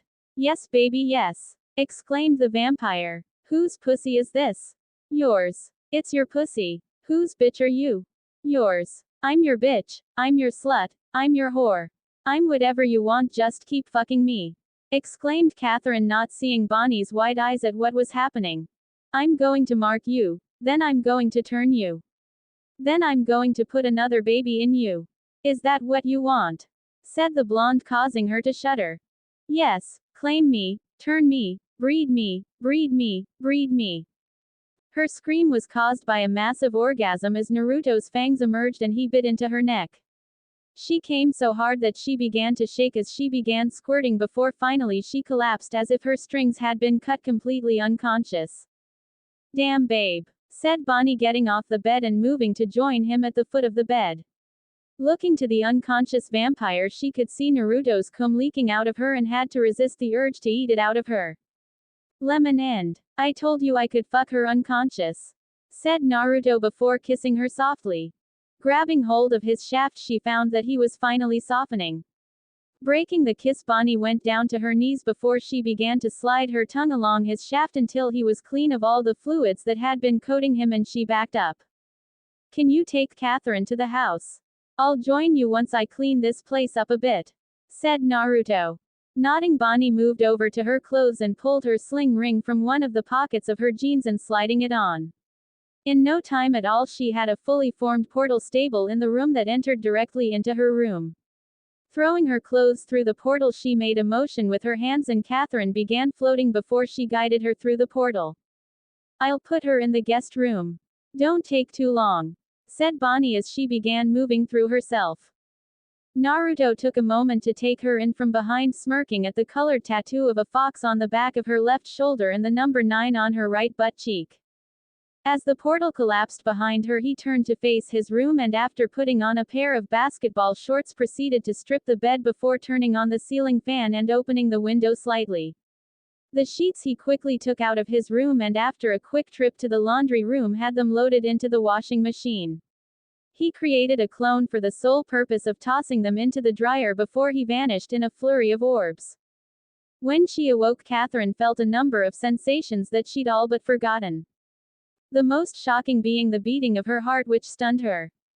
She had been a vampire for 500 years, which meant she was dead and as such did not have a heartbeat. Yet inexplicably she could feel the steady thump, thump in her chest. Furthermore, her senses were blaring in full and at a level she'd never before felt. It took her a while, much longer than she expected, to dull her senses to a more manageable level. Even as she did this, there was a taste on her tongue, one that she was quite familiar with, but the tang was different than she'd had before. "Why do I taste pussy?" Came the thought before the memories of the previous night bombarded her before her eyes snapped open as the memories of how it ended came to her.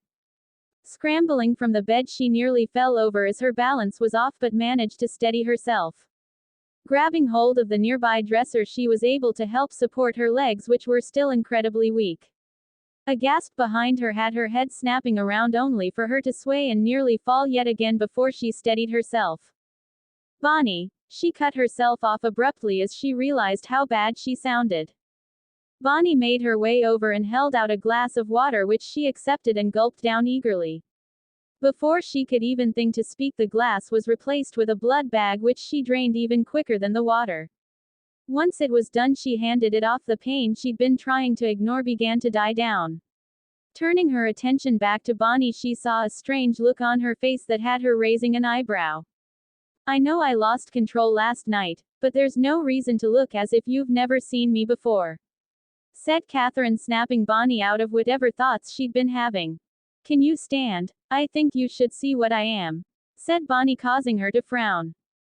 Standing was easier this time and Bonnie helped steady her, which showed her she was more sensitive considered how much she shuddered when her nipple was grazed. Regardless, Bonnie led her to a full-body mirror and after looking she could see why the girl was so shocked. Inexplicably she'd aged maybe 10 years overnight and looked as if she was in her mid to late 20s naturally. It had taken a lot of time, makeup and patience to make her immortal 17-year-old body look like she was older, but now she actually was.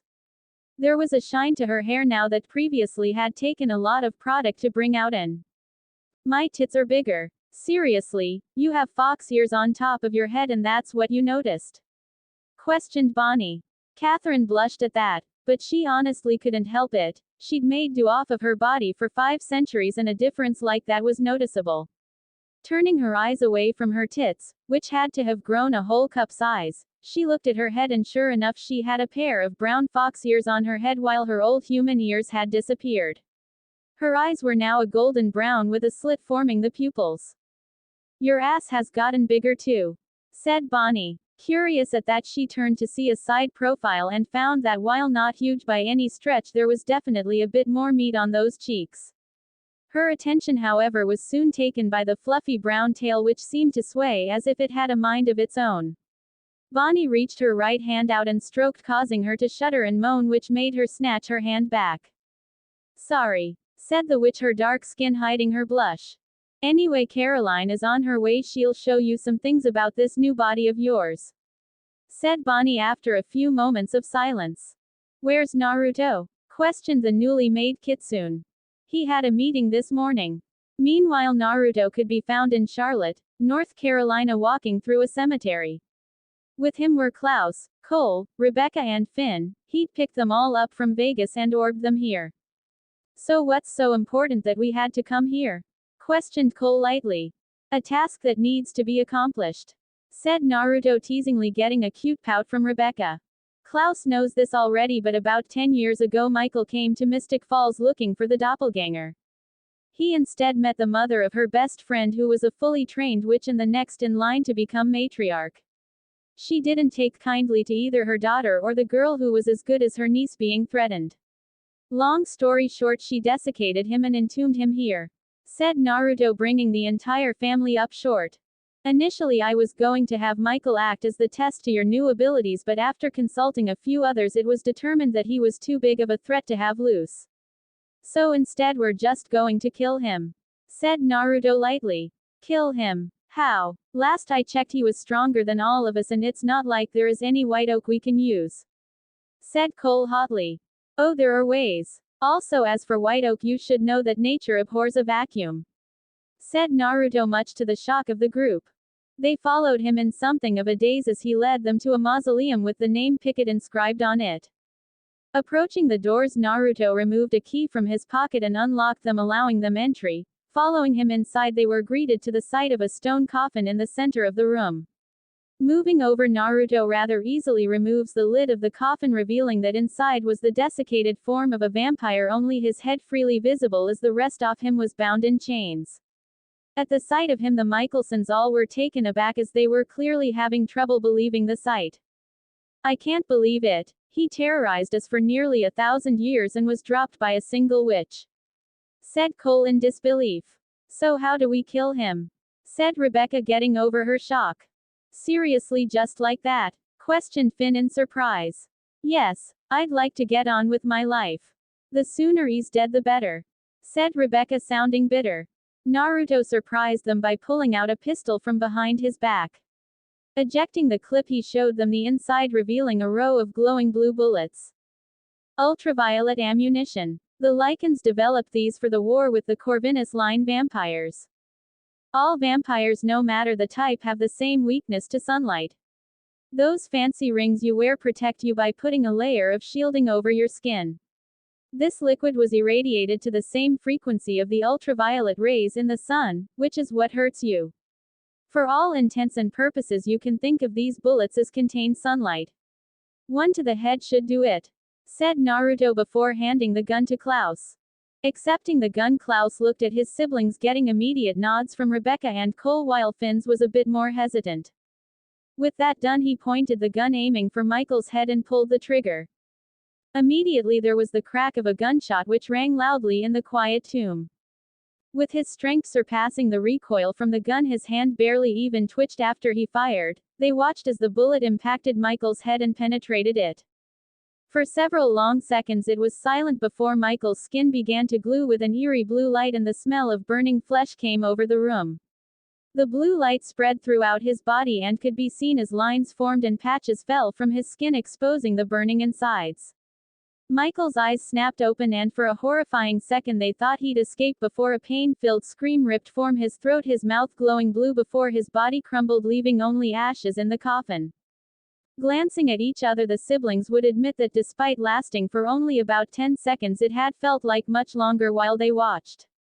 Naruto took the gun back from a rather numb Klaus, and after switching the safety on, tucked it away again before closing the lid on the coffin. In a daze, the four left the mausoleum, with Naruto bringing up the rear and locking it behind them. Once he was done, they all linked hands and he orbed them back to the Las Vegas home, where the four would proceed to get thoroughly drunk. As he left them behind, Naruto would admit, if only to himself, that maybe dragging things out and seeing what they'd have done like he did with his brothers would have been overly cruel. Regardless, what's done is done, and as such he could only look to what would happen next.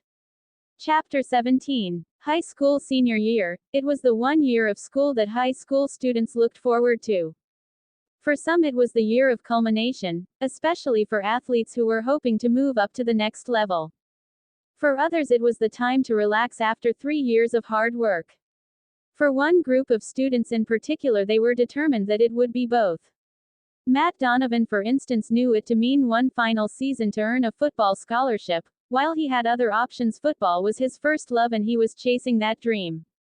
For Caroline, Bonnie and Elena, the year didn't mean so much and they were already looking to the next year, and college. While they knew there were exams and papers that needed to be done, that was par for the course. The four had as a group gone to Damon, Stefan and Naruto and asked them very kindly to not fuck up their senior year. Wisely, the brothers had decided they would try their best, but no promises were made. Rose had volunteered to get Damon out of town for the year, but none of them felt like things were that bad yet. For Naruto, he had decided that he would spend this year on 2 projects of equal importance, finding Lily and dealing with the other side. For the latter endeavor he had recruited the elder Bennett witches to help him in his search for answers. Once they knew that it was one of their ancestors who created the dimensional plane and what it was causing, they had been determined to help set things to rights. For the former, it was something that he'd gotten Damon and Stefan to focus their energy on, as it was in their interest as well. At the moment, however, none of that mattered to Naruto. Instead, his focus was on his apprentice, who was currently balancing upside down on a single finger. Her form was covered in sweat, though he paid her no mind, which at this point she wasn't expecting him to. She had been up there for about 5 hours now, and Naruto could tell that she was struggling now, not that he cared. In truth, he was a fair bit annoyed with her and had let her know it, though his face was looking into a tablet instead of at her. "You know this is your fault for slacking off this summer," said Naruto. "I trained. I swear I did," said Caroline, a small pinprick of red energy emitting from her finger being all that is keeping her from falling. Perhaps, just not as much as you could have. If you worked as intensely as you should have, you'd have grown another tail over the summer. Said Naruto. I didn't know, I thought you were letting me have the summer off. Said Caroline. You are my apprentice, Caroline, that is a full-time commitment. There is no time off, your duty to me comes before everything else, and my duty to you is the same. Is that not what we agreed? Yes, exclaimed the teen, her body wavering before her energy solidified again.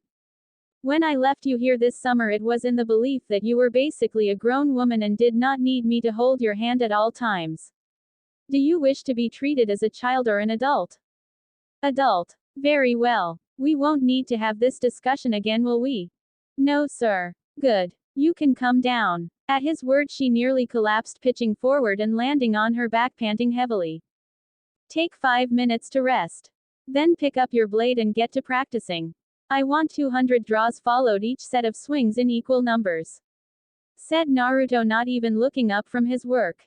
Turning away from the collapsed form of her daughter, Elizabeth Forbes turned to regard another version of Naruto, this one who appeared near her own age. I can't believe what you have her doing. Said the woman, shaking her head. She's stronger than you think, Liz, and that has nothing to do with Kitsune blood. Said Naruto. You're good for her, better than William and I are. Said Liz. You don't give yourself enough credit. That girl out there, everything she is, she learned from the two of you. The only negative in her eyes is you're busy, but she understands and wouldn't trade you for anything. Said Naruto. You haven't changed at all, have you? Different name and face maybe, but Arashi was still you. Said Liz. I'm too old to change who I am at my core. My clones, even if they don't know they're clones, are still part of me. Said Naruto, shrugging. I still can't believe how old you are. I don't know how you stay sane. Said the woman. Honestly, it's because I don't spend all my time here. I spend a lot of my time in the afterlife with my family and other dimensions. I've seen some amazing things, but some pretty horrible ones too. Sounds like Caroline will have quite the adventure ahead of her. Said Liz. You will too. This place, it's just the beginning. No one ever truly dies, just transitions to new places. Said Naruto. Dying isn't so scary when you put it like that. Said the woman. It's not meant to be. It's just a mystery to mortals, and all mortals have a fear of the unknown. Meanwhile, across the country in Las Vegas, Nevada, in the Mikhailson compound, Rebecca could be seen sitting out looking at the rising sun. In her hand she held a vial of glowing blood, the serum that would allow her to merge her Mikhailson line to the Corvinus line. She was one of the few that hadn't taken the serum at this point, the other being Klaus, though that was mostly because he'd been enjoying his new existence as a hybrid. Cole, Finn and Elijah hadn't hesitated in taking it, and neither had Marcus, Amelia or William, which made sense to her. At the moment, however, the compound was basically empty, giving her some time to herself. Elijah and Amelia were still off on their honeymoon, while Cole and Finn were in the city. The only one still in the compound with her currently was Niklas, and he was in his office. This had allowed her time to think, and after making up her mind, she stood and made her way inside, and after a quick stop to her room to hype herself up a bit more, she made her way to her brother's office. She found him with his head in some papers, and even though they were alone, she closed the door behind her, which got his attention. Rebecca, what the hell? Exclaimed Klaus, hurriedly putting his head back down. Look at me, Nick, said Rebecca, sounding braver to her ears than she felt. Becca. Nick, look at me, repeated the girl, cutting him off. Biting back a sigh, Niklas looked up to find his sister standing in front of him in nothing but red lingerie, which included stockings and a garter belt made with a sheer material that still covered anything inappropriate. Turning around slowly, she exposed the fact she was wearing a thong. Rebecca, what is this? Questioned Klaus. As far as I can figure, it's what you want. You have sabotaged every relationship I've ever been in. It has to stop now. Either fuck me or let me live my life, Nick. Bloody hell, said Klaus, massaging the bridge of his nose. I need you to choose, Nick. Am I getting naked or not? Rebecca, you're my sister, said Klaus. And werewolves will fuck their siblings if the attraction is strong enough. Hell, that's accepted. Choose. Put some bloody clothes on, said Klaus. You sure? If I walk out of that door, that's it, the offer expires. Go get dressed, said Klaus, not even hesitating, causing her to breathe out a sigh of relief. I knew you weren't that far gone, said Rebecca before turning and leaving the room while Klaus put his head down, trying to avoid the sight of her ass. Several minutes later she returned, now fully dressed, much to his relief, though he was surprised when she placed the serum down on the desk. What's going on? Questioned Klaus. I'm leaving. One of my friends reached out to me, a girl I turned, told me there's a chance I could have children. It means I'd have to give up being a vampire, but I'm willing to pay that price, said Rebecca. How sure is she? Questioned Klaus. 100% she's the first that was turned, though that was completely by accident. From what I learned, the same thing happened to Katerina not long ago, though this time it was purposeful, explained Rebecca. Why does this matter so much to you? Questioned Nick. Nick, this is what I was raised for. You boys were raised to be warriors. Me, I always dreamed of being married and having kids. We both know I'd have been married off if Henrik hadn't died when he did. And you want this bad enough to be human, with a human lifespan? Questioned Klaus. That's the thing, I won't be human. In fact, according to Lexi, I'll become even stronger. I just won't be a vampire anymore. Sounds too good to be true. What's the catch? I'll need to join Naruto's harem. The spy network that the IMF had was immense. It spanned the globe with assets all over the world and including the supernatural community. With those resources, there was not much that they could not learn, nor a circle they couldn't enter once it caught their attention. The head of the Supernatural Affairs Division was Alexander Harris, a position that none of the people he went to school with, nor even he himself, would have thought he would achieve in his life. Naruto had, however, seen his potential early on and nurtured it. After high school, he'd joined the IMF full-time while the rest of his friends had gone off to college or to follow their passions. His cover at the time had been a construction worker, something everyone bought into easily enough. Eventually he'd been forced to come clean by his own conscience when the Slayers had needed help the most. Following the battle with the First Evil and the destruction of the Helmet, the Slayers had all joined the IMF and the Watchers Council had been absorbed. The Slayers became a supernatural strike force led by Buffy and Faith, while he became the department's head, much to their surprise, as he was now technically the boss and not Buffy or Faith. Turns out this was actually for the best, as it let the Slayers focus on what they were good at, which was fighting, while he focused on everything else. Of course, he was no slouch in a fight, but these days he didn't really see much need to be in the field, nor did he have much desire to. Instead, he opted to spend that energy with his wives, his high school sweetheart Cordelia and Buffy's younger sister Dawn. At the moment he could be found in his office frowning as he looked over numerous reports.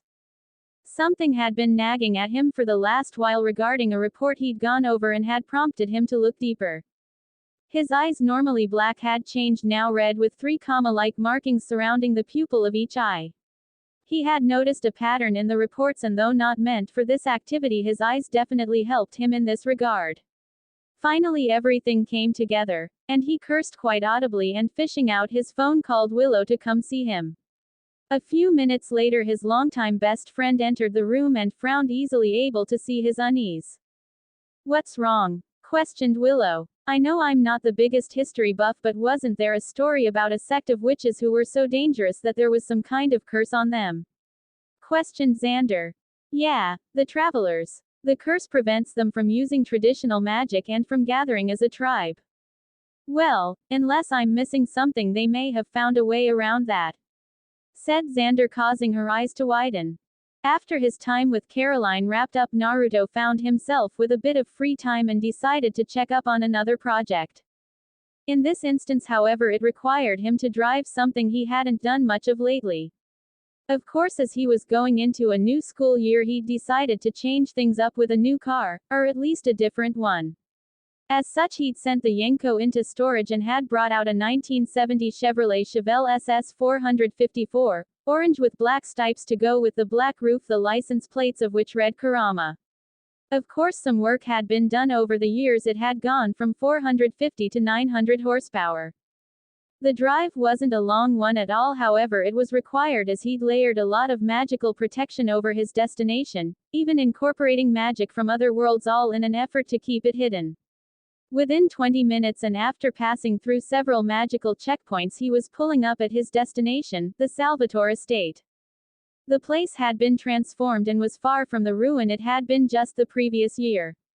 As he pulled up, multiple versions of himself could be seen hard at work, one of whom began approaching as soon as he pulled up. "Hey boss, what's up?"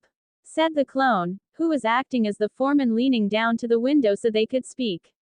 "I had a bit of free time and figured I'd come see how things are going," said Naruto. "Things are going well. Actually, we're ahead of schedule. Our last supply drop came with some surplus they let us have at a discount. I say in about 3 or 4 months the place should be livable provided we don't have any setbacks," said the foreman.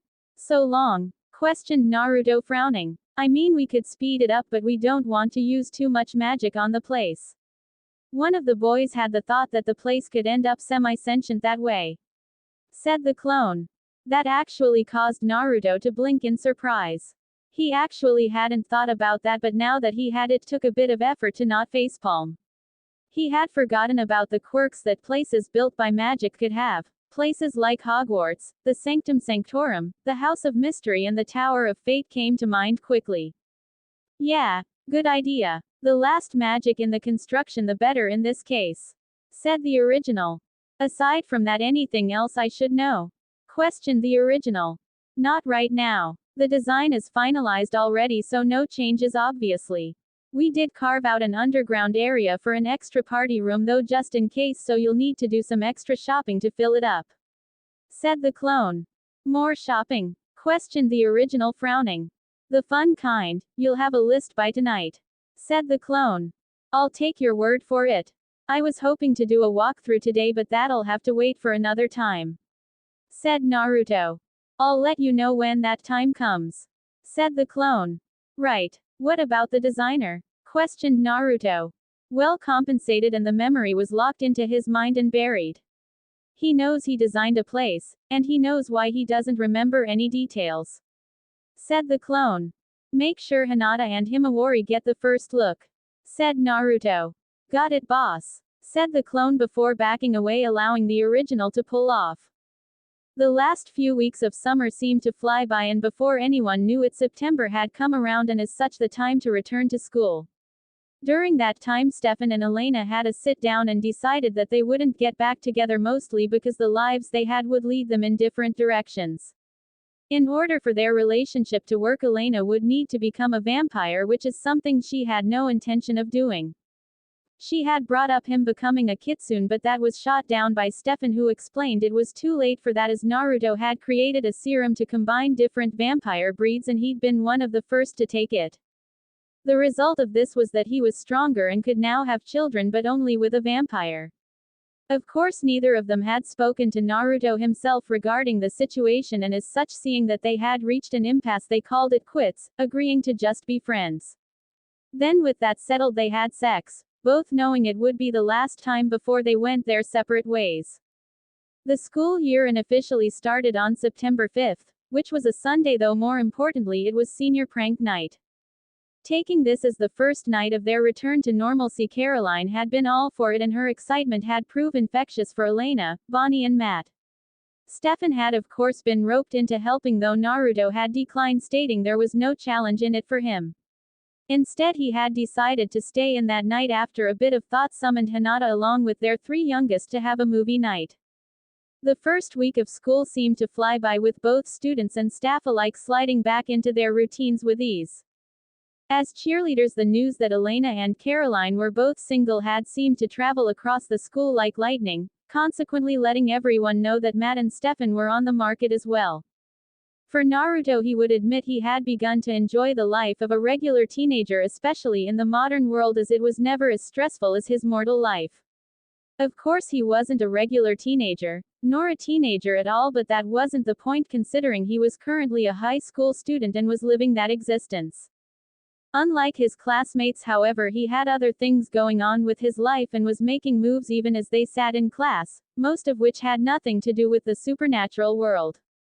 This was proven even as he sat beside his small group in the school's outdoor lunch area when his phone rang. Grabbing it and seeing who it was, he motioned his area for silence, which he got pretty quickly. "Hey Jim, how's it going?" started the blonde, listening silently for a few minutes and nodding before looking at his watch. "Right. I'll look it all over, and if it checks out I'll have it all signed and back to you by tomorrow," said Naruto before listening again. "Trust me Jimmy, you won't regret this," said Naruto before hanging up. "What's that about?" questioned Matt, only to get a hand up telling him to wait while Naruto hit a different contact and hit dial. "Hey, how are you?" came the feminine voice from the other end. "Hey Peyton, you busy?" questioned Naruto. "Not really. Just getting ready for an interview," came the response. "Well, you might want to sit down for a bit. What's going on?" "I just got off the phone with Jimmy Iovine. You Peyton Sawyer are now the owner of Red Bedroom Records with a joint venture deal with Interscope Records." "Holy shit. Are you for real?" exclaimed the girl. "Yup. You ready for the rest?" questioned the blonde. "There's more. Well, you can't have a label with no artist. I've been working on this for a bit, so to start you off I have a couple of names. Ready?" "I'm ready. So I know you're more rock focused, but I went and spoke to some people that agreed to help you out. Miley Cyrus, an up-and-comer, Bruno Mars, Ne-Yo, Trey Songz, Chris Brown, Rihanna, Justin Timberlake, and another up-and-comer named Ariana Grande. Production-wise, I got you a deal that will let you tap any producer under the Universal Music Group umbrella. Oh my god. Lastly, I have a couple artists who haven't signed on but are willing if you can convince them. 2 of them should be fairly simple for you. I'm sure you know Haley James Scott and Bonnie Bennett," said Naruto, getting Bonnie to look at him in shock, joining everyone else who was already staring at him. Yeah, I can do that," said Peyton. "Okay, the last name is a friend of mine who wants a face-to-face. Just be yourself, I already told her all about you," said Naruto. "Who is it?" "Beyonce. Oh my god. My lawyers already have the paperwork, so I'll come over in a few hours and you can sign." "Oh my god. Naruto, I don't know how to thank you for this," said Peyton. "Hey, relax, you're basically family now. It was only right I looked out for you, and my friends were happy to help, especially since this will help them as well. Just try to relax and I'll see you in a bit," said Naruto, moving to hang up and just barely getting the phone away from his ear before she released an excited scream. The introduction of ultraviolet ammunition had changed the game.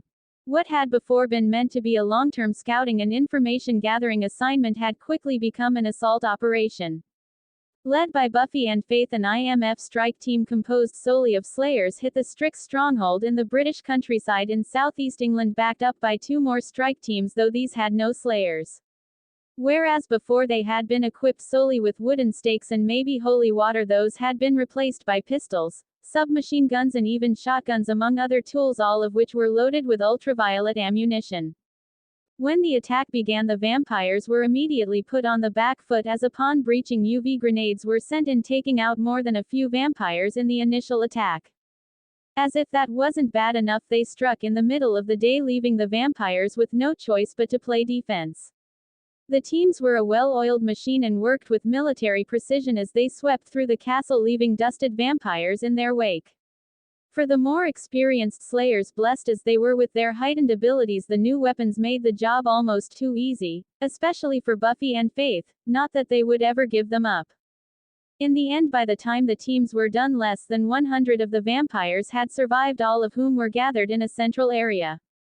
The sisters had all been put in enchanted sleeps prior to the attack, and once the place was secure, they were evacuated from the premises. From her position with the rest of the survivors, Aya al-Rashid grit her teeth as she dug a wooden bullet from her shoulder, dropping it so that it grouped with the other 3 she'd pulled from her body already. She knew better to do more than that. However, with all the guns currently trained on them, they'd no doubt be put down before they could do much more than take out those immediately in front of them. The sound of approaching footsteps echoing on the stone floors is what caught her attention, and as she looked upon the entering figure, she found her eyes narrowing. The figure who entered was a man who stood at 6 feet 2 inches with brown hair and hazel green eyes. He wore a pair of black pants and a gray sweater with a black overcoat. She quickly determined this man, whoever he was no human like the rest of those who had attacked them. I must admit I'm impressed. I didn't think this lot would be taken out so quickly, said the man. Our people are the best and we have all of the best toys, said Buffy, her helmet now removed though the rest of her military-grade armor was still on. Is this all that remains? Questioned the man. Yeah, some of those we wanted to spare were unfortunate casualties, mostly because they were used as shields, said Faith. Tristan. Dead. I got him myself, said Buffy. Good, said the man before finally turning to face the group of vampires. My name is Finn McKelson, said the man, causing several eyes, especially Aya's, to widen. Good, you've heard of me. Regrettably Elijah could not be here. He is currently enjoying his honeymoon, thus this task has been left to me, said Finn. Task? What did that bastard send you to execute us? Spat Aya. No, you are his children, the blood of his blood. I was sent to ensure you survived. Regrettably some of your number needed to be put down. As Elijah said, there were simply too many egomaniacal sociopaths amongst your numbers, stated Finn, causing a few of them to chuckle. Sounds like Elijah. What is to become of us then? Questioned Aya. That depends entirely on you, Ms. Rashid. As I said, I was only here to ensure you survived. My advice, however, is to listen to Ms. Summers, said Finn before turning and walking away. So that was Finn. I honestly never thought he'd be awakened, said one of the vampires. All of the originals are awake. Michael is dead, however. Those were Klaus's last actions before he stepped down as head of the family, said Buffy. Niklaus stepped down? Questioned Aya in surprise. Yup. Turns out he never wanted to lead in the first place. Elijah is now the recognized head of the family, said Buffy. Klaus Mikaelson had returned to Mystic Falls. The single sentence had been enough to send Elena into a panic attack. Luckily all of her closest friends were there and were offering her all of the comfort and support they could. They were currently all gathered in the savageThor boarding house, had actually been summoned there, actually something that had not happened in some time. Even Matt, Alaric and Jeremy were there, which was a bonus as far as Elena was concerned. What does he want now? Questioned Damon, scowling. Klaus, nothing. His curse has been broken and he is finally an active hybrid and can even create others, so he is content, said Naruto, causing a few of them to breathe a sigh of relief. So why did he come back? Questioned Caroline. Well, as you all should know, the originals lived here long ago, and became vampires in this town, so I suppose they feel a certain fondness for the area.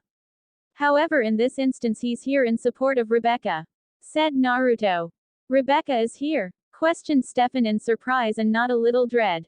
She'll be attending Mystic Falls High School this year, stated Naruto. Who is Rebecca, and why does Stefan look so scared? Questioned Jeremy. Rebecca, or Princess Rebecca as we call her, is one of the originals and the only girl, said Rose Marie. Princess Rebecca? Questioned Elena. She's the favored sibling of all of them, which pretty much means she gets whatever she wants, said Rose. Great, a spoiled, overpowered vampire, said Caroline. Why is this my life? Questioned Elena. She's also my ex-girlfriend, said Stefan, causing several of them to blink before turning to him in surprise. What the fuck? Exclaimed Elena, turning to glare at him. We had a short thing in the 1920s, my humanity was turned off at the time, said Stefan. Stefan was compelled to forget Klaus and Rebecca when they were forced to flee Chicago. I broke the compulsion while he was in therapy, said Naruto. So what does Rebecca want now? A reunion with Stefan? Questioned Damon. No, Rebecca is driven by but one goal, breaking her curse, revealed Rose. Not another curse, said Elena, her hand falling into her knees while she resisted the urge to scream in frustration. Rebecca's curse is vampirism, said Naruto, shocking everyone. Remember, she is over 1,000 years old. Her only desire is to marry and, more importantly, have children. She feels she is only half a woman, said Rose. How would you know that? Questioned Damon, frowning. She's my friend, said Rose simply. Regardless, she's here because of Lexi, who was turned by Rebecca and told her there is a way for her to have children, said Naruto. Wait, What? Said Elena in surprise. Are you serious? Exclaimed Bonnie. Am I missing something? Questioned Alaric. Rebecca came to join Naruto's harem. Said Bonnie. What? Questioned Damon deadpan. Naruto can turn a vampire into a kitsune. We found that out over the summer when we met up with Lexi, who he turned accidentally. Then he did it to Catherine purposely, that's why she left. Said Bonnie frowning. So why are we still vampires then? Questioned Damon frowning. Because that transformation is triggered during intercourse, and I don't swing that way. Said Naruto, causing both of his brothers to blanch. Yeah, I'm good. I'd rather stick to being a vampire. Said Damon, with Stefan quickly agreeing. Unless we can find the cure for vampirism, there's no way for you to become kitsunes as of now. That's why I had the serum developed. Said Naruto. Speaking of the serum, how is that coming?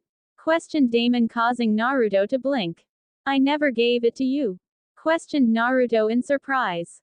No, I just thought it wasn't finished. Said Damon with a shrug.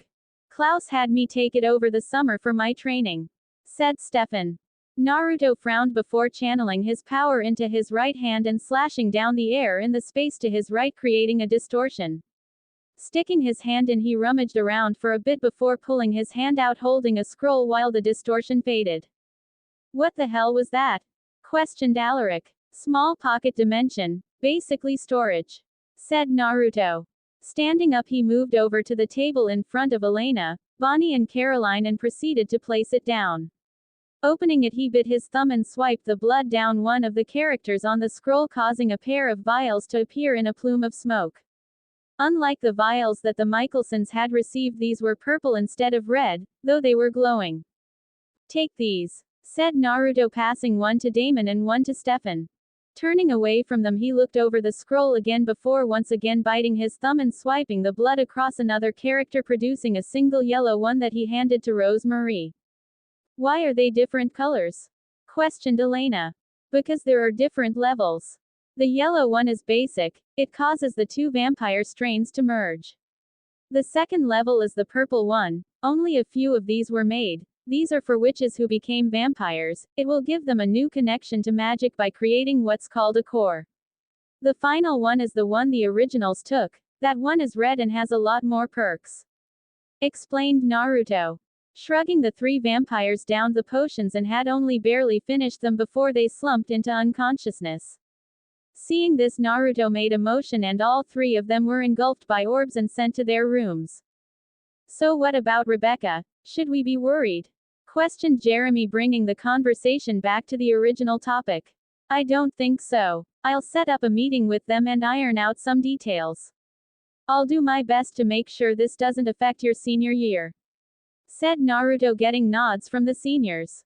While all of them were hopeful, none of them were willing to tempt fate. This was still Mystic Falls, and with Klaus back in town, anything could happen.